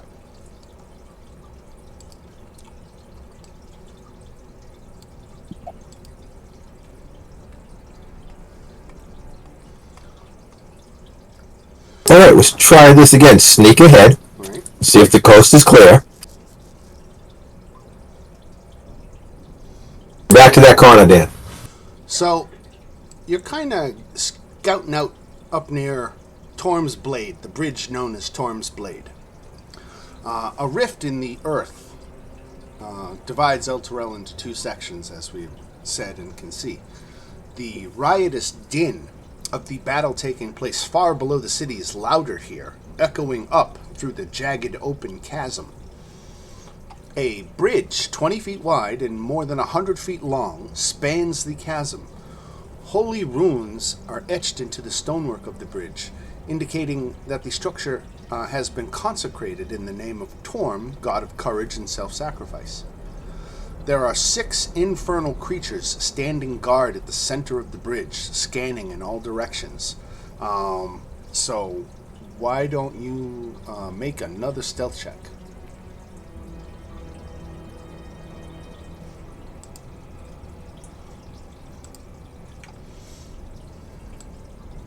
It's not my best one.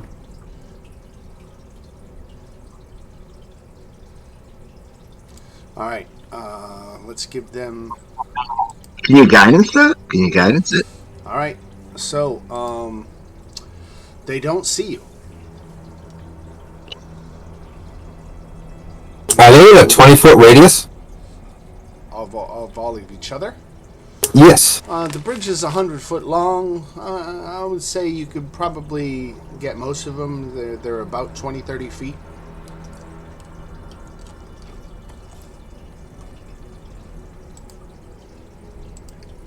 That's only 1 minute still. They're moving around, so it's hard to. I mean, at one moment it might be, then they kind of spread out. I'm gonna go back to the party and tell them what we're facing. 2 bearded devils and 4 spined devils. Oh, I think I have a spell we could use that's pretty long range. Is a 20-foot sphere. So they fly. Oh, they're flying. I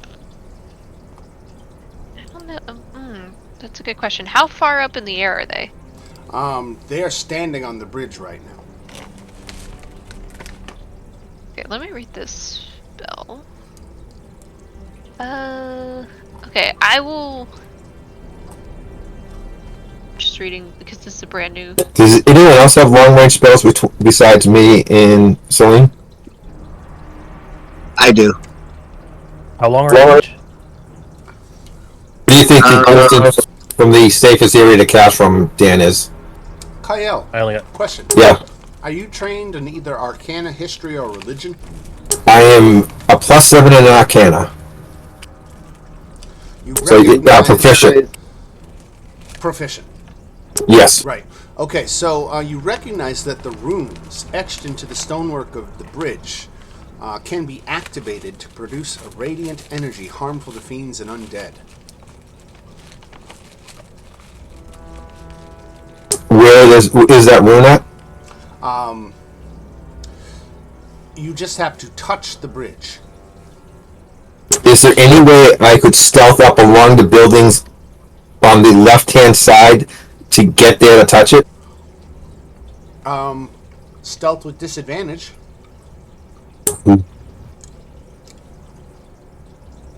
You guys want to sit at the closest edge you can get, and I'll try to stealth up and do that, and if not, we'll just lead combat off from there? Works. Alright, I'm going to take a shot at it, Dan. All right.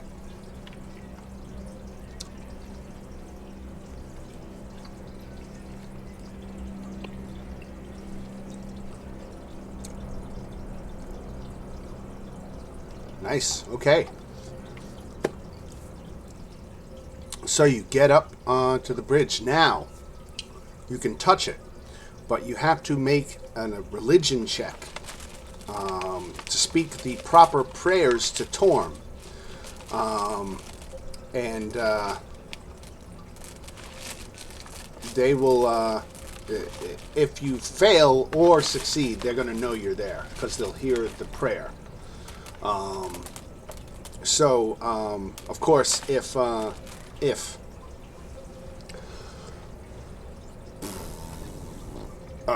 you get off your action and they recognize you're there, that's not as bad as you not getting off the action and them recognizing that you're there. So I have to make a religion check to see if I can pull this off.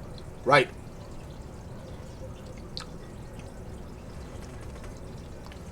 You needed a 15 and you got it. All right. Let's see. How am I going to do this? This might hurt, though. All right. So I got to do. Let's come back to the random battle map and take care of these buildings. The bridge I said was what, 20 foot wide and like 100 foot long? Sounds about right.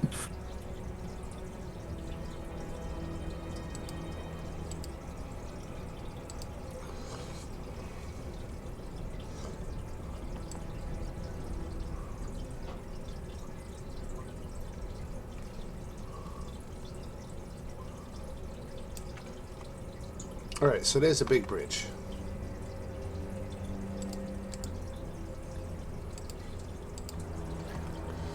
Now, Dan, do I have to stay in contact with this to keep it working?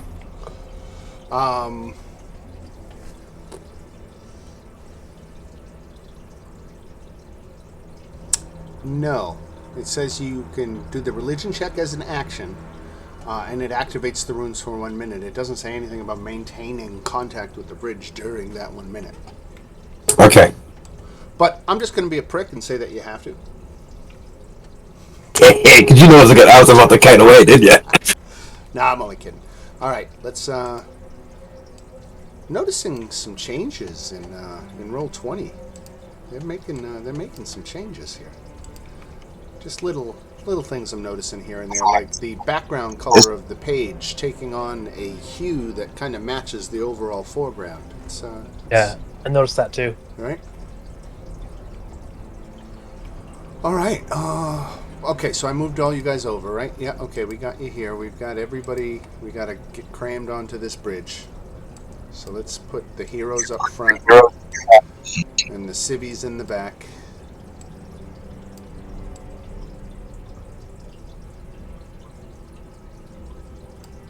I would imagine I'd be more out the front, right? All right. So there's the children, men, women, and children that you got to do. Now I got to do 2 beards and 4 spines. Beard. We got 1, 2. Oh, we'll do it like this, and then spine.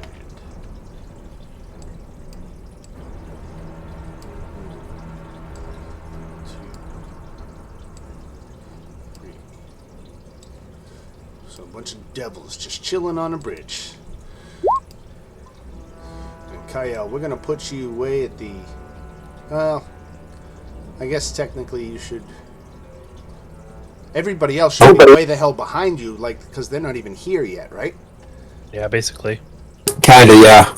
Alright, so I'm going to move... The edge of the bridge, and they should be way behind me, right? Right, so we're going to put everybody over here. We're going to say that the entry to the bridge is just, you got to move left and move to the right, and as soon as you get to the end of the bridge you can just move yourself to the bottom here. So you get it, this is your finish line, run straight towards this, and then once you cross that you appear at the bottom of the bridge. Make sense?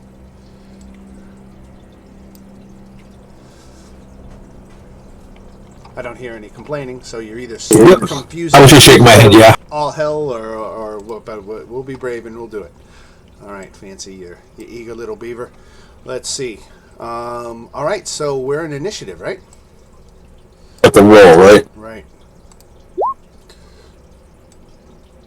Now they're going to take damage at the beginning of their turn being on this bridge. So you're going to definitely have a nice effect on them. All right.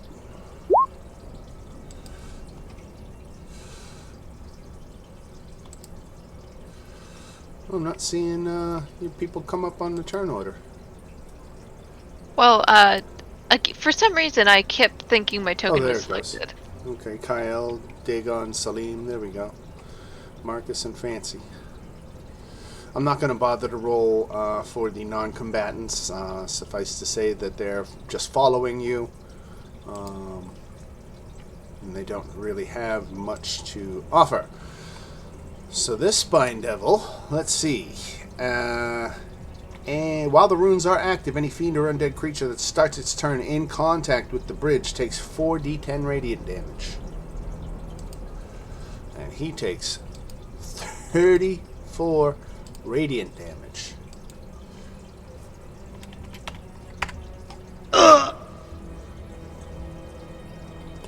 Fancy. Wow. He just fell over dead.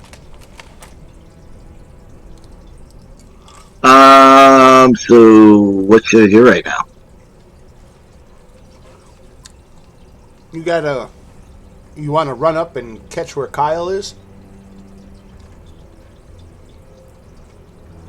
Yeah, I guess so. All right.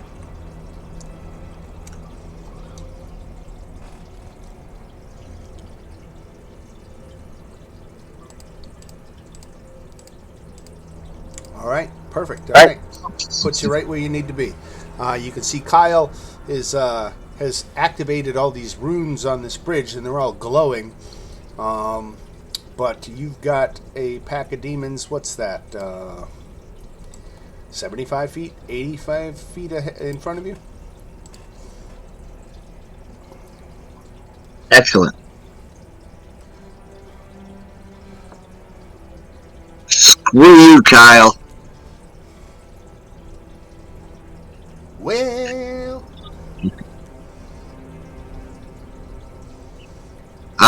So I mean, I guess that's it. You know. Well, you know what?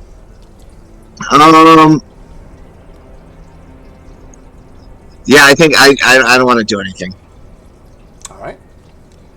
Spine Devil. Let's see how much damage he takes. 4d10. 24.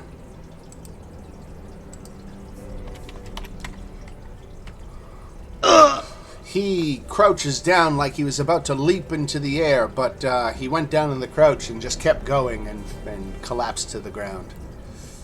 Salim. So this is going great, which definitely nice change of pace. Let's see. 150, okay. I'm gonna let me see how far they are. Okay. So technically it says I'm like 50 feet away from the bridge, but can I like join? If you use your full movement, you can join Kyle, yeah. Okay, I don't want to use my full movement though. I would like to I'll just move 30 feet to, let's see, okay, that's 30 feet. And what I'm going to do is I'm going to hold my action for if the radiant damage isn't enough, I'm going to drop a spell. Okay. Like if they're getting close, I'll drop this spell. Right. Alright. Bearded Devil. 4d10 radiant damage. 30.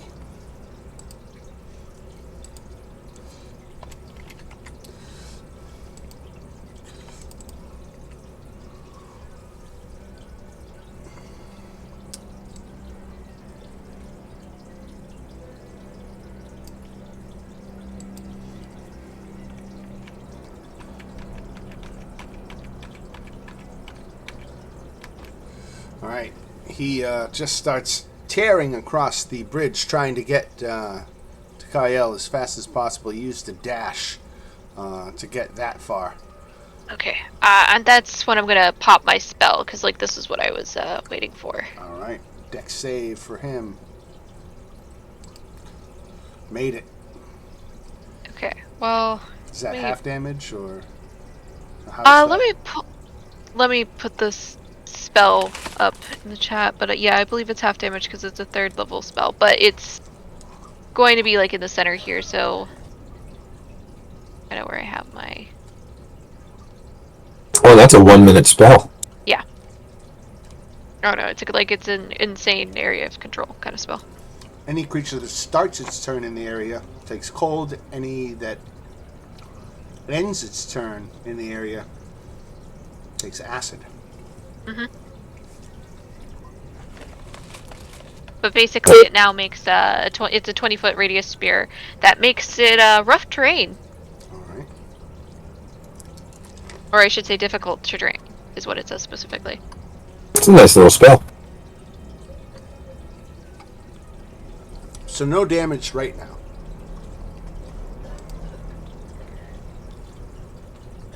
Wait, no, that was your It's reaction, an right? entanglement. Yeah. Yeah, so that's the end of his turn. Right, so now he's ending his turn, so that's a dex save for acid damage.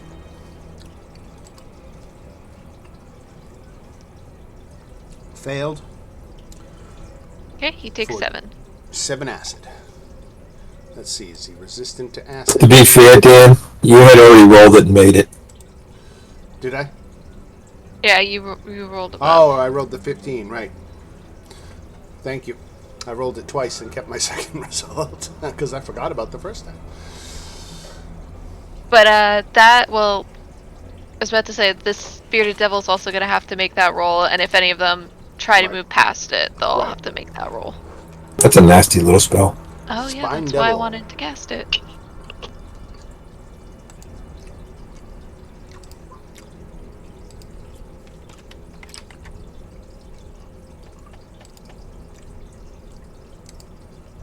Okay, he leaps into the air and is flying.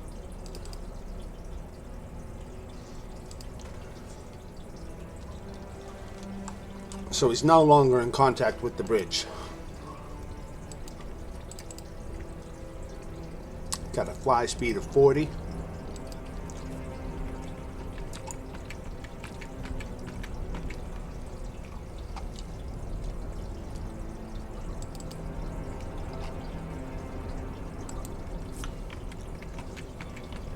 So you're saying he's more than 20 feet off the ground?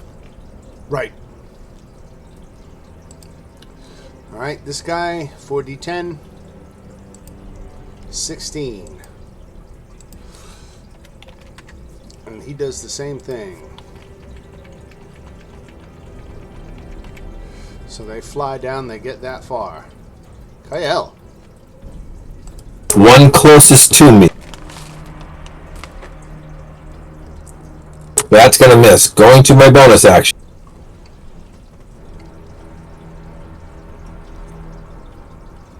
Probably not gonna hit either.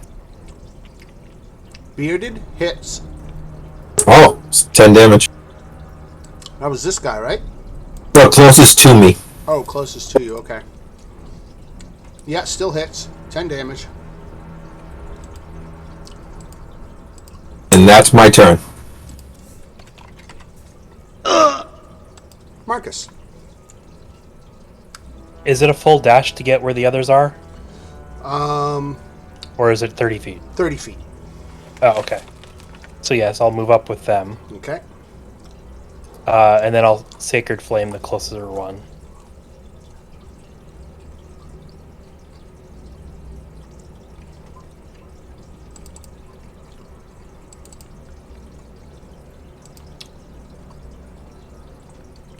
Nice. 11 radiant.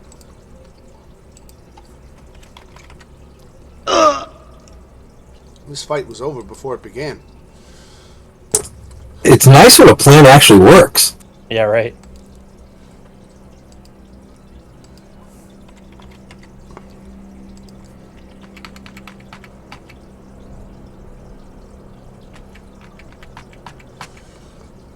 So it comes tearing ass across the bridge. Dagon. Did he hit the Wait, cloud? sorry, I was muted, but since he started his turn in the area, he has to take 2d6 cold damage. Okay. Well, he has to make a dex save, but he takes like 2d. Oh wait, made no, his he dex only save. makes a dex save for the acid damage, it says. Right. Dex save is the acid damage, right? But he did pass through the area, right? Yeah. Well, it says if a creature starts a turn in the area, it Or takes ends 2d6. its turn in the area, right? And he did Yeah. neither. He... But it was difficult to terrain. No, because the way I had it set, it was supposed to get the other bearded demon, Okay. the 20-foot sphere. So I had it like here. I see what you say. So let me count his movement again. So 5, 10, 15, 20, 25, 30. 5, 10, 15, 20, 25, 30. So he ends his turn in there. He made his dex save, and that was 2d6 acid damage. So half on a save? Yes. Alright, so 2 points of acid. Minus 2. Alright, back at the top of the round. And Mr. Did Dagon go? Right now it's my turn. Oh, did I skip Dagon? Sorry, Yeah. Dagon. It's alright.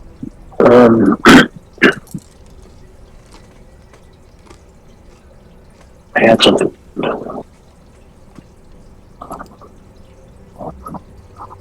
So I'm going to attack both of them with acid splash.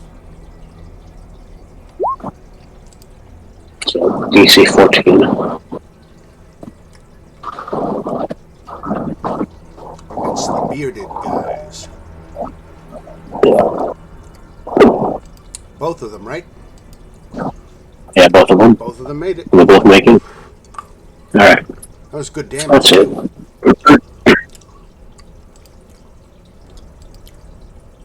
Salim. Okay. Let me see. Got these guys coming towards us, so I'm gonna hit him. Gonna hit him with the light sliver. I'm gonna hit the guy Did you who's skip in over front. fancy? We did. I'm sorry. I didn't want to interrupt. No, it's okay. Sorry, I didn't realize. No, that was my bad. Sorry, everybody. And I'm particularly sorry for you, Joe. Yeah, I mean, because I always take these things way to heart. Those are enemies, right? Right.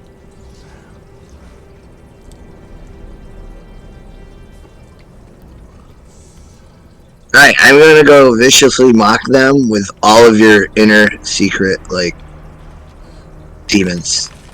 Demons that you think about. Just awful, you're gonna be up. 3 psychic. I knew it. And he has disadvantage on his next attack roll, right? Correct, yeah, and I'm done. I feel like this is in decent control. All right, now to the great and powerful Salim. Like I had said before, I'm just gonna hit him with the mind sliver. I'll reroll just to. And it's the bearded fellow in front. All right. Intelligence save. Ooh, he's -1 to intelligence. But he had a great friggin' roll. Okay, that's a cantrip, so he doesn't take any damage. You just come to me.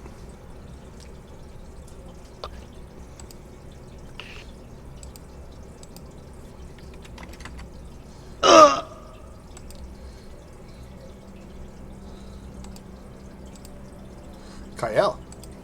There's only one left, right? Only one left.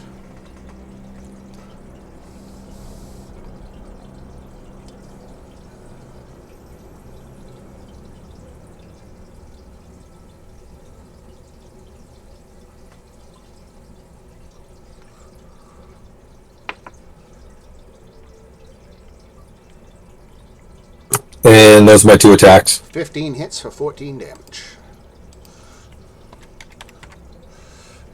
All right. Mitamakas. Alright, let's try to. Ooh, that might not be enough. Dexterity. Fails. 4 radiant.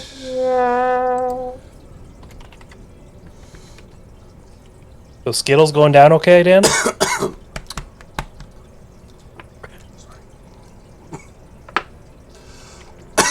Excuse me. All right. Marcus is done with his Sacred Flame, which did a little bit of damage. And then we go to the Bearded Devil here, who's probably going to die now. 17, yep. As he comes charging across the bridge, trying to attack the person activating the runes, he collapses and dies. So good job. That wasn't a tough fight at all. And you've got your your flight of refugees with you that you were leading to the High Hall, but you are now across the bridge. Let me put you back on the other map.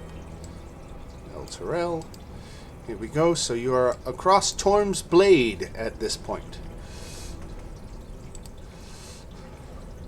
So I'm going to go ahead and move you. So we're right there. Right there, right.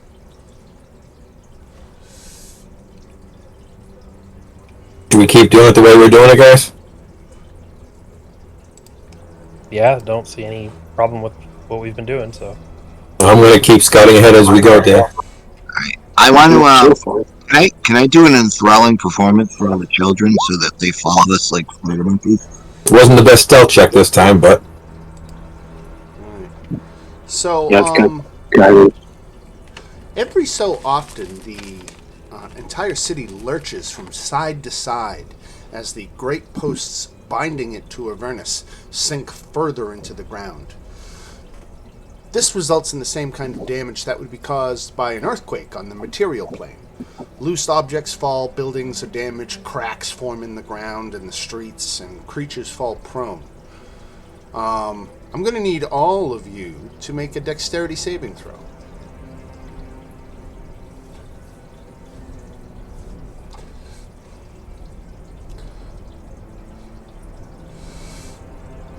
All right, now anybody who got less than a 10 has to roll another dex save.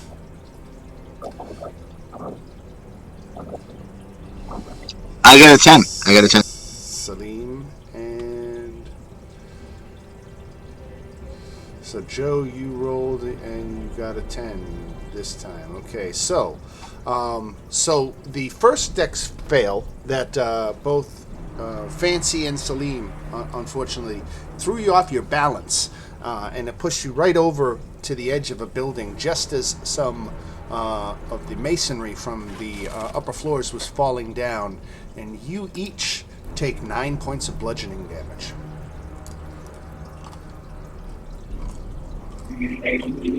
Now, as you are over, Fancy. as you are approaching the geographical center of the city, looking directly overhead, you can see the companion, or what used to be called the companion, which is now something terrible and awful. But lightning strikes the city every minute or so. The odds of any of you being hit by a strike are pretty slim, but it's still possible. So everybody's kind of walking around, with a great feeling of unease.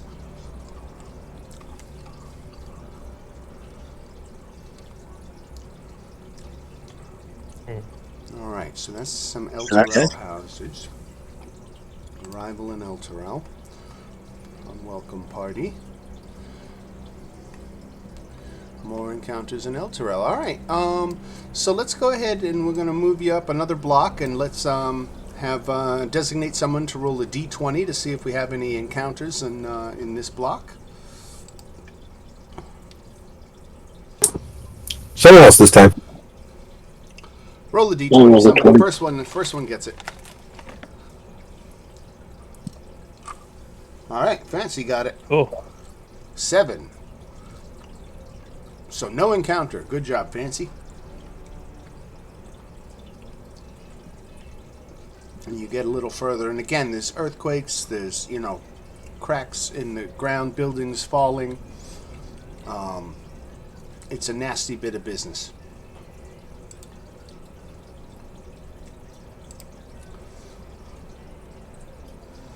All right. Let's see what this is about.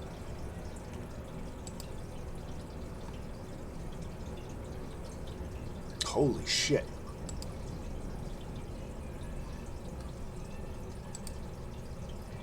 That doesn't sound good. Doesn't look good either. We've come a long way from Waterdeep. oh Narzook? shit! Yeah, does he look friendly? Yeah, he's cool. No, but I want his horsey. He's Okay. patrolling the streets of El Terrell on the back of a nightmare, equipped with an infernal tack.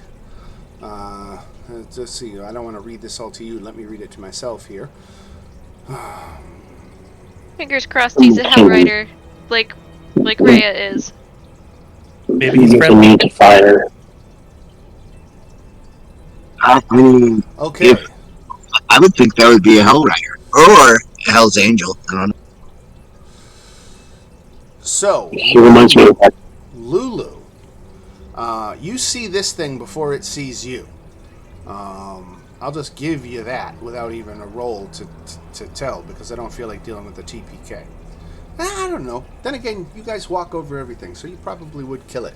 But Lulu offers her 2 cents, and Lulu tells you that that thing is very powerful and should not be confronted.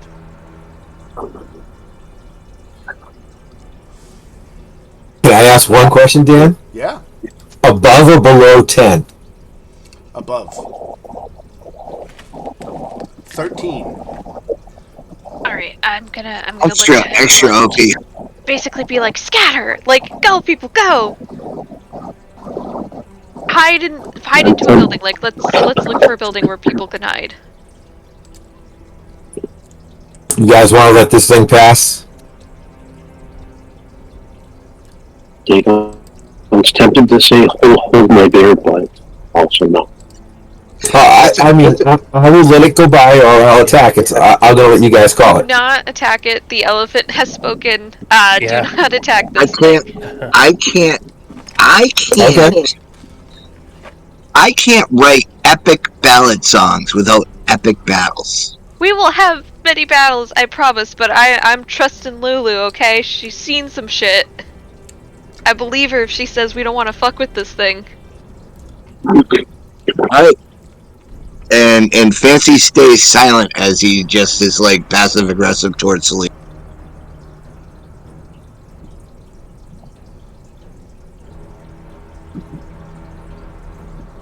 Right. Majority rule. We're gonna hide.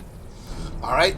It passes by and doesn't see you, and eventually you come out of hiding, and can move on the last leg of the journey to High Hall. Let's see. Let's get you up one more block. Let's put you right here, and we're gonna do another one. And no encounter. So great. So we're arriving at the High Hall. With refugees.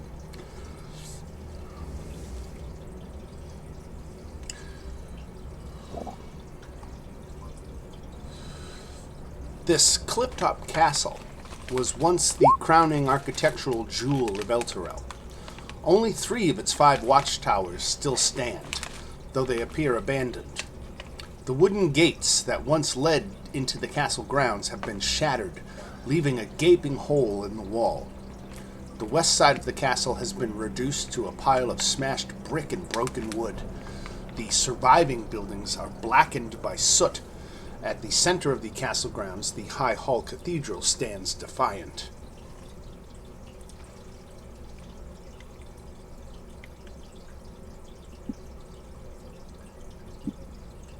Okay. We move in.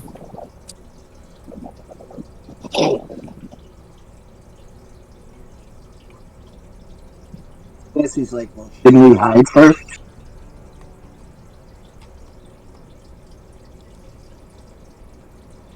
No threats reveal themselves as you enter the castle grounds.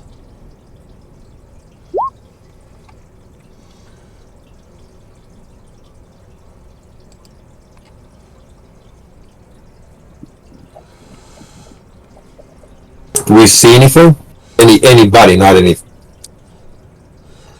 So, you spot 2 humans in plate armor lying dead on the ground near the shattered gate, blood still oozing from bite wounds.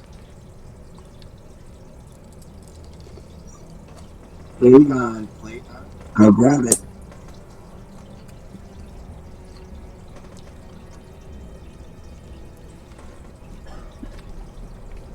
Can we tell what type bite wounds? Medicine check? I'll try. I'm not the best at. Actually, that would be try it anyways. Marcus Foster. Yeah, Marcus is probably better. Definitely better than me, I bet. Medicine check? Yeah. Yeah. Can do that. All right. So it looks like a dog bite, but maybe a hyena because it's something that was bigger and more powerful, but similar to a dog. Hellhound? I didn't say it. Bigger than a dog, we're in hell. Makes sense. Are you telling me there's a very big, good boy out there who needs a petting? Very big good boy. Who's a good boy? Fancy's like, I don't kill dogs. Is there like a ladder or something that I can get up in the wall to get a higher view? No, you can. Okay, yeah, sure. So you get a peek, through the gaping hole, and you can see that there are 2 hellhounds standing guard in front of the cathedral doors.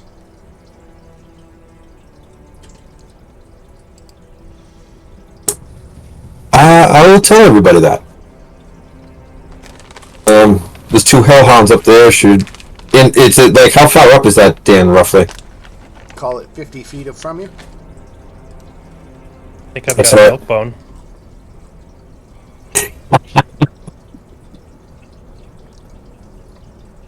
Fancy may have to invoke the Article 15. Hellhounds are most likely caused by rabies and need to be put down real. Are the cathedral doors closed? Like someone could be inside? Yes, they are closed. You guys want to take these 2 hellhounds out? I don't want them roaming around, so yeah. I don't want to, but it's kind of. I'm gonna go back up in the wall so I can shoot from above. Well, it says this. It says that you have to defeat the hellhounds to gain access to the cathedral. But that I should have you make a DC 15 group dexterity stealth to find cover amid the rubble as you move forward. Now, only half of you have to succeed on that to allow you to reach the base of the cathedral steps without being noticed by the hellhounds. And that would grant you surprise when the fight begins, so you'd have a round where they wouldn't get any actions. Little stealth checks it is. Stealth checks it is. With guidance. I mean, humanitarian. Very stealthy. Clink, clink, clink. We got one more stealth. Who are we waiting for? There he is. Me. All right, 19. Yeah, all right. So, more than half of you beat a 15. So congratulations. You get up on the hellhounds. Let me throw us back over here. Let's just get everybody together. Heroes up front.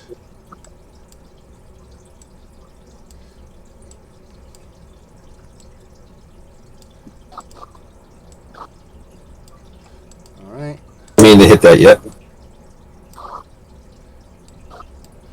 I gotta go find hellhounds.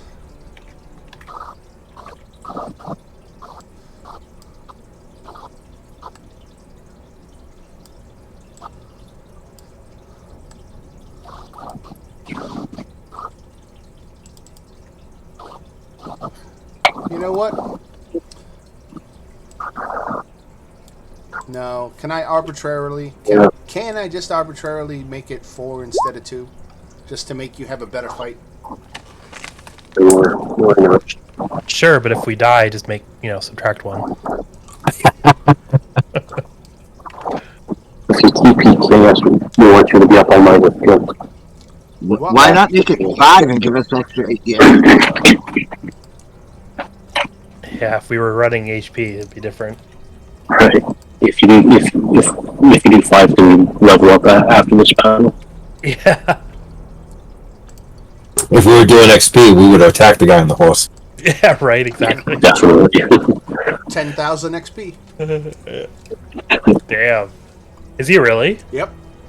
Shit. Well, that tells you what CRE is. Right. We're close. Damn. What is he? 10? He's gotta be like 13, 14? 13. Ooh. Yep. But, Taking them. the kids out. we need initiatives for Fancy, Celine, Kael, Dagon.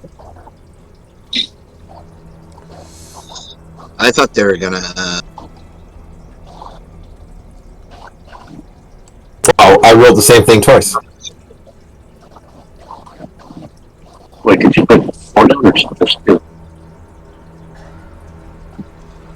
No, I'm leaving it as written because everything else in the book, like I haven't given you any magic items that. Well, that's not true. No, I think it is. I don't think you got any magic items from the.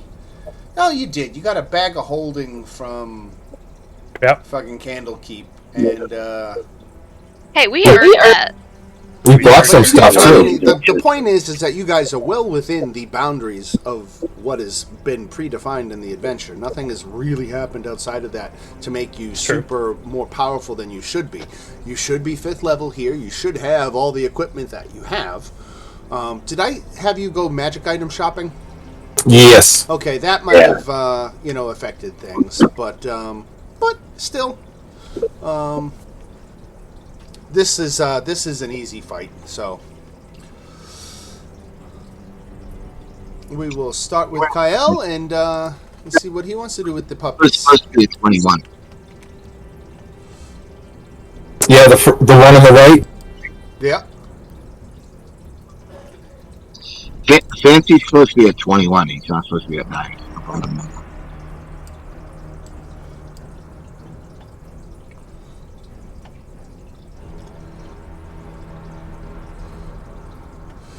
All right, Blaster Pistol hits for 15. Eldritch Cannon hits for 23.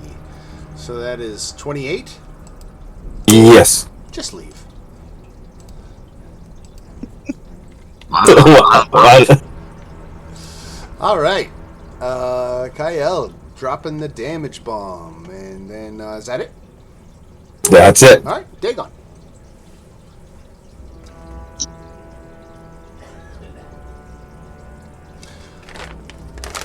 I ate an entire fucking sharing size bag of Skittles. I have a problem. Attaboy. Yes, that you're out. That is so nice. Good one.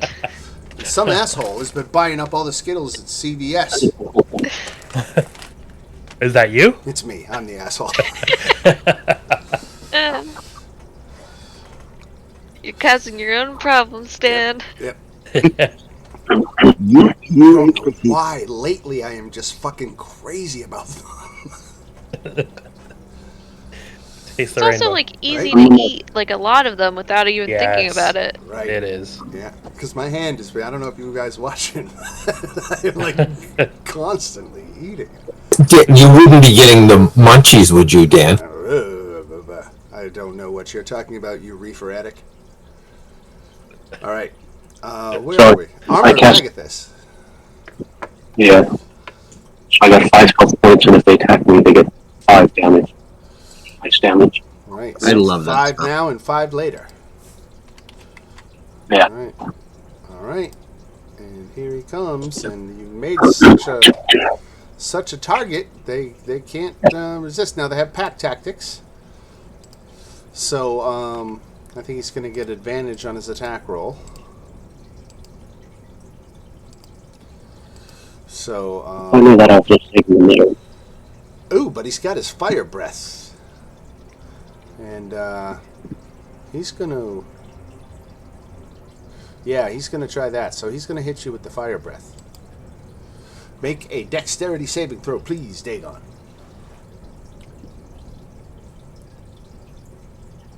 Oh, 25 fire damage. Let's see if so he that takes 5. and the ability recharges. 25. So I take... And that one takes 5 damage from the ice, from the armor bag. So Okay.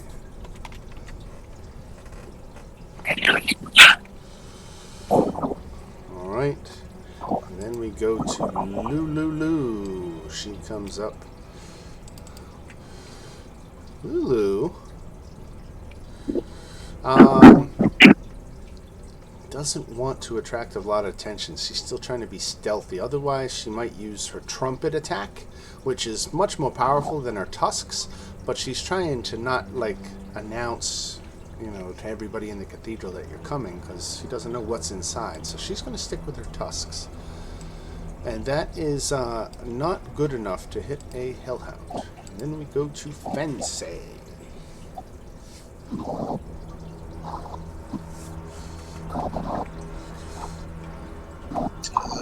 I am here. Hold on.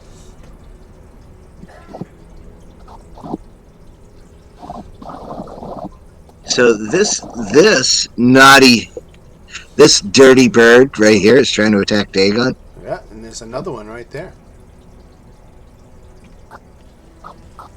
I'm going to go into a misery, Nancy-based, profanity-based thing against that. So I will call him a dirty bird, yada, yada, yada.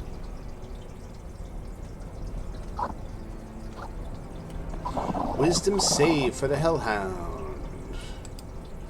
Failed. 5 psychic damage. And you want to do the one up top? I have that option. Yeah. 5 damage it is. All right. Yeah, 5 damage, yeah. All right. And now that hellhound is going to attack Dagon with the fire breath. Make a dexterity throw.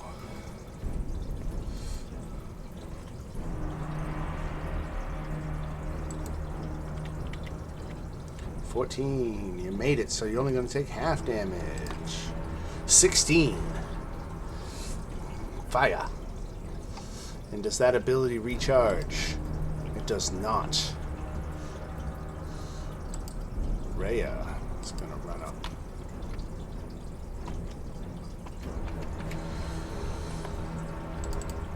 Rhea the Slayer.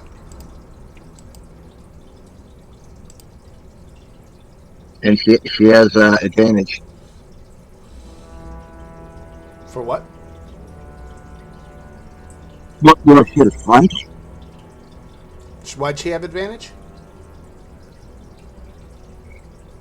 I'm sorry, I meant she had flanking. Right. Got it. Got it. That used to be advantage, so you're forgiven.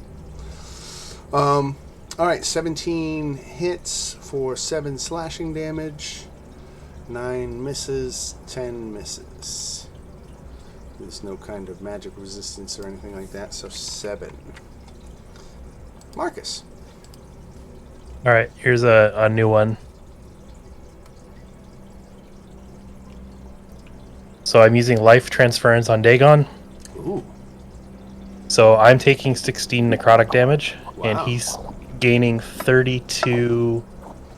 Let's see.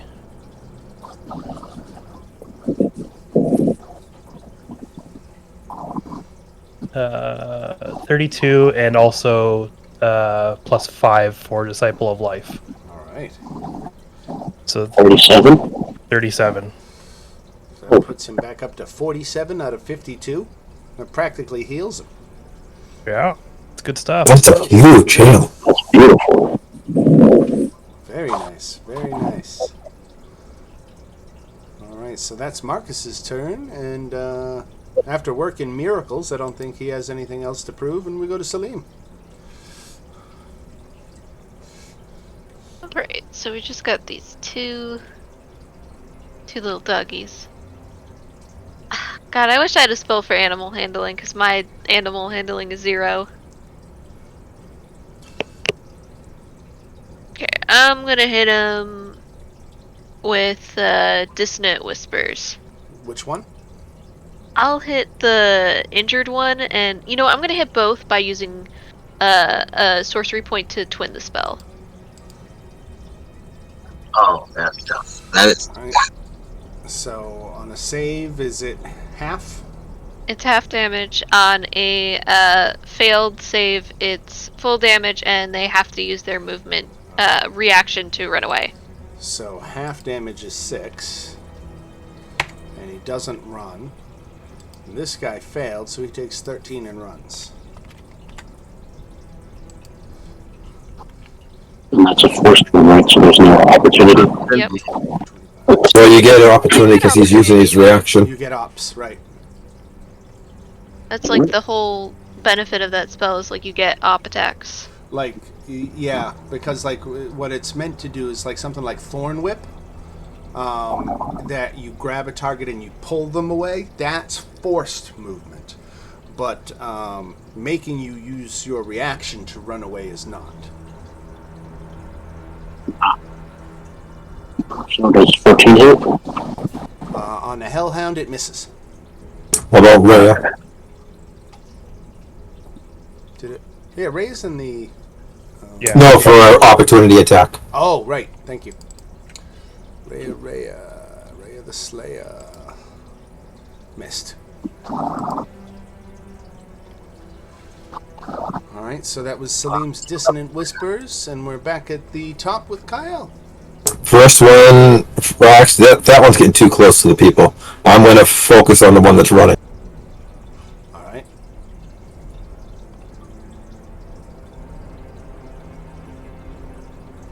Blasty, blasty, miss. And now,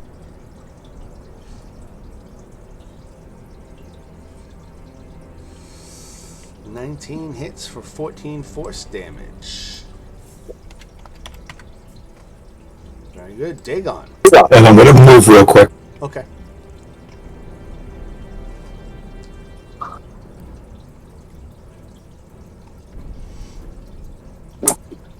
Okay.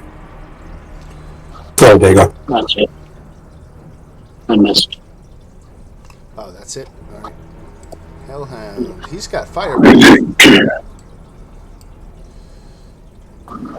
Marcus, Salim, and Fancy. Dexterity saving throw, please. Oof. Oh, I'm using a luck Damage point. roll. Very bad damage roll. Oh no. Oh no. Oh. Alright, so anybody who got less than a 12 takes 17 points of damage. Fancy, you got I'm gonna less than a 12. silvery. Let's see, hold on. Let me just check something. I believe I can silvery 17 barbs that roll, or no, I can't. No, never mind. Never mind. Yeah. Yeah, it's got like specific wording about when you can use it, right? It's like Yep. gotta be on something that succeeds against you or something. Yep, I just realized that. Well, I'm taking 17 points. Alright, so you got fire breathed on. Let's see if his ability recharges. It does not, so neither of the hellhounds have their fire breath at this point. And we come back to Lulu's here, and she is going to do her Tusky Stabby. And just barely misses, but you know what? I'm going to retcon that and say that she was smart enough to get into flanking with Dagon, and that turns a 14 to a 16, which is a hit for 2 points of damage, and it only had one left. All right. Good job, Lulu. And then we go to Fancy. All right. And Fancy is he's gonna walk up to this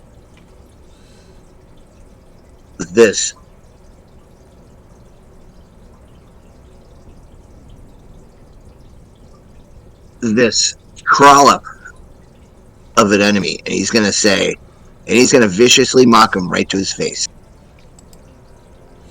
And it's gonna be very dramatic. Oh, we got a good saving throw. Did he hit it? I think he made his save. Is anything Yeah. happening on a successful? No, not on vicious. Right? No, but I hope he doesn't go next. Right. Rhea gonna try to come down and help. Stabby 1, Stabby 2, both misses. Stabby 3, miss. Wow, Rhea not getting it done. Marcus, Jeez, she's usually on top of shit. right? All right, I'm gonna have to cure myself.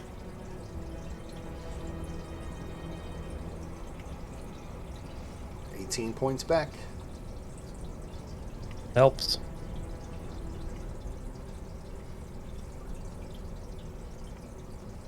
That's it. All right, Celine. Okay. Okay, I'm gonna hit this dog with a mind slipper because I feel like can't be intelligent. Otherwise, that's gonna make me really sad. I think that's a good choice.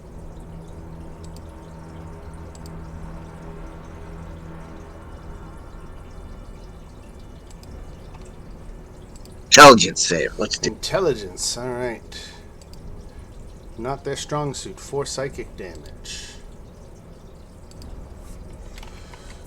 Down, close to death, but not quite And dead. while he does that, he's just gonna point at the dog and be like, "Bad dog, bad! Like you're not a good boy." Not a good boy at all. Master Blaster miss, but the cannon hits and takes him down.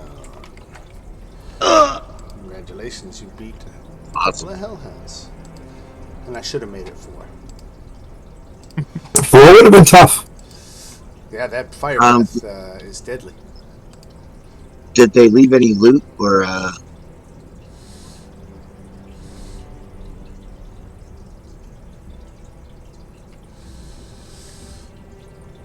Is there any piece of their body worth anything, like the stupid little tentacles or something? You know what?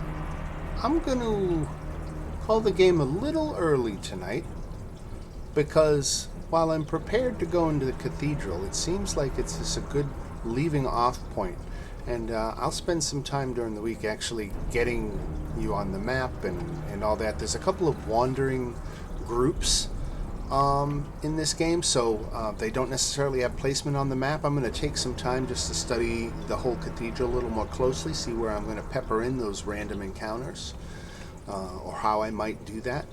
But yeah, I think getting rid of the hellhounds and gaining access to the cathedral is where we will leave off tonight. Dan, since we've landed here, how much time has passed, would you say? Okay, since you plane shifted into Elturel, Yes. I would say it's only been a couple of hours. Okay. I don't think you would have, dilly-dally. I'm just going for tracking stuff. Right, yeah. I mean, I think at best we'll call it 2 or 3 hours, I think. Okay. You had a couple of fights. Fights don't take forever, not even in real life. They tend to be over in a couple of minutes at most. So and there's no sense of real night and day here, because it's just always the same, that red sky. Okay. All right. Anybody have any closing thoughts or questions? Yeah, what do you got, Joe? I just want to cut off the tentacles to the hellhound and put it in with the jar. The hellhounds don't have tentacles. What do they have? Teeth? They have testicles, not tentacles. No, I'm not going to ask what you're holding then. Couldn't help yourself there, could you? Fancy's grabbing the testicles and throwing it into the jar. All right, you got hellhound testicles. There we go. Someone put that in the party. Wow. Because they'll be. Oh no, I have the jar right here. All right, everybody. Well, thank you very much for turning out, and I hope you don't mind me cutting the game, about 15 minutes early here, but I think we'll all be the better off for it. Right on. Okay. Cool. All right, everybody. And if you haven't seen the Dungeons and Dragons movie yet, I hear some of you may not have, and so you're going to be seeing it on Paramount Plus now that it's there. Oh, I did. I just wanted to watch it again. Yeah, I want to watch it again, and I'm not even going to lie. I'm doing this stupid fanboy thing where I'm going to, buy it on digital, buy it on DVD. I'm going to rent it, and I went to the movie theater to see it. It's just like, please, be successful so you make more of these. Yeah. Just doing everything I can to make it as successful as possible. I've watched it on Paramount once already. Yeah. I'm looking forward to my I saw review. the theater and They pre-ordered the didn't put a different beholder in it yet, did No, there was no Beholder. But Oh, that's too bad. that's what we can always hope for, a sequel. Yeah. that would've been You cool. know what I really want to hope- see? I want to see a fucking mind flayer. Yeah. That's some nightmare monster level shit right there. Well, they could Yeah. make the whole like plot of Baldur's Gate 3. They could make into a movie. Oh yeah, absolutely. That'd be awesome. Right. All right, ladies and jelly spoons, have yourself a good one, and we will talk to you during the week in the chat, and see you next Tuesday. All All right. Yeah. then. Yeah, have a good week. Peace out, everybody.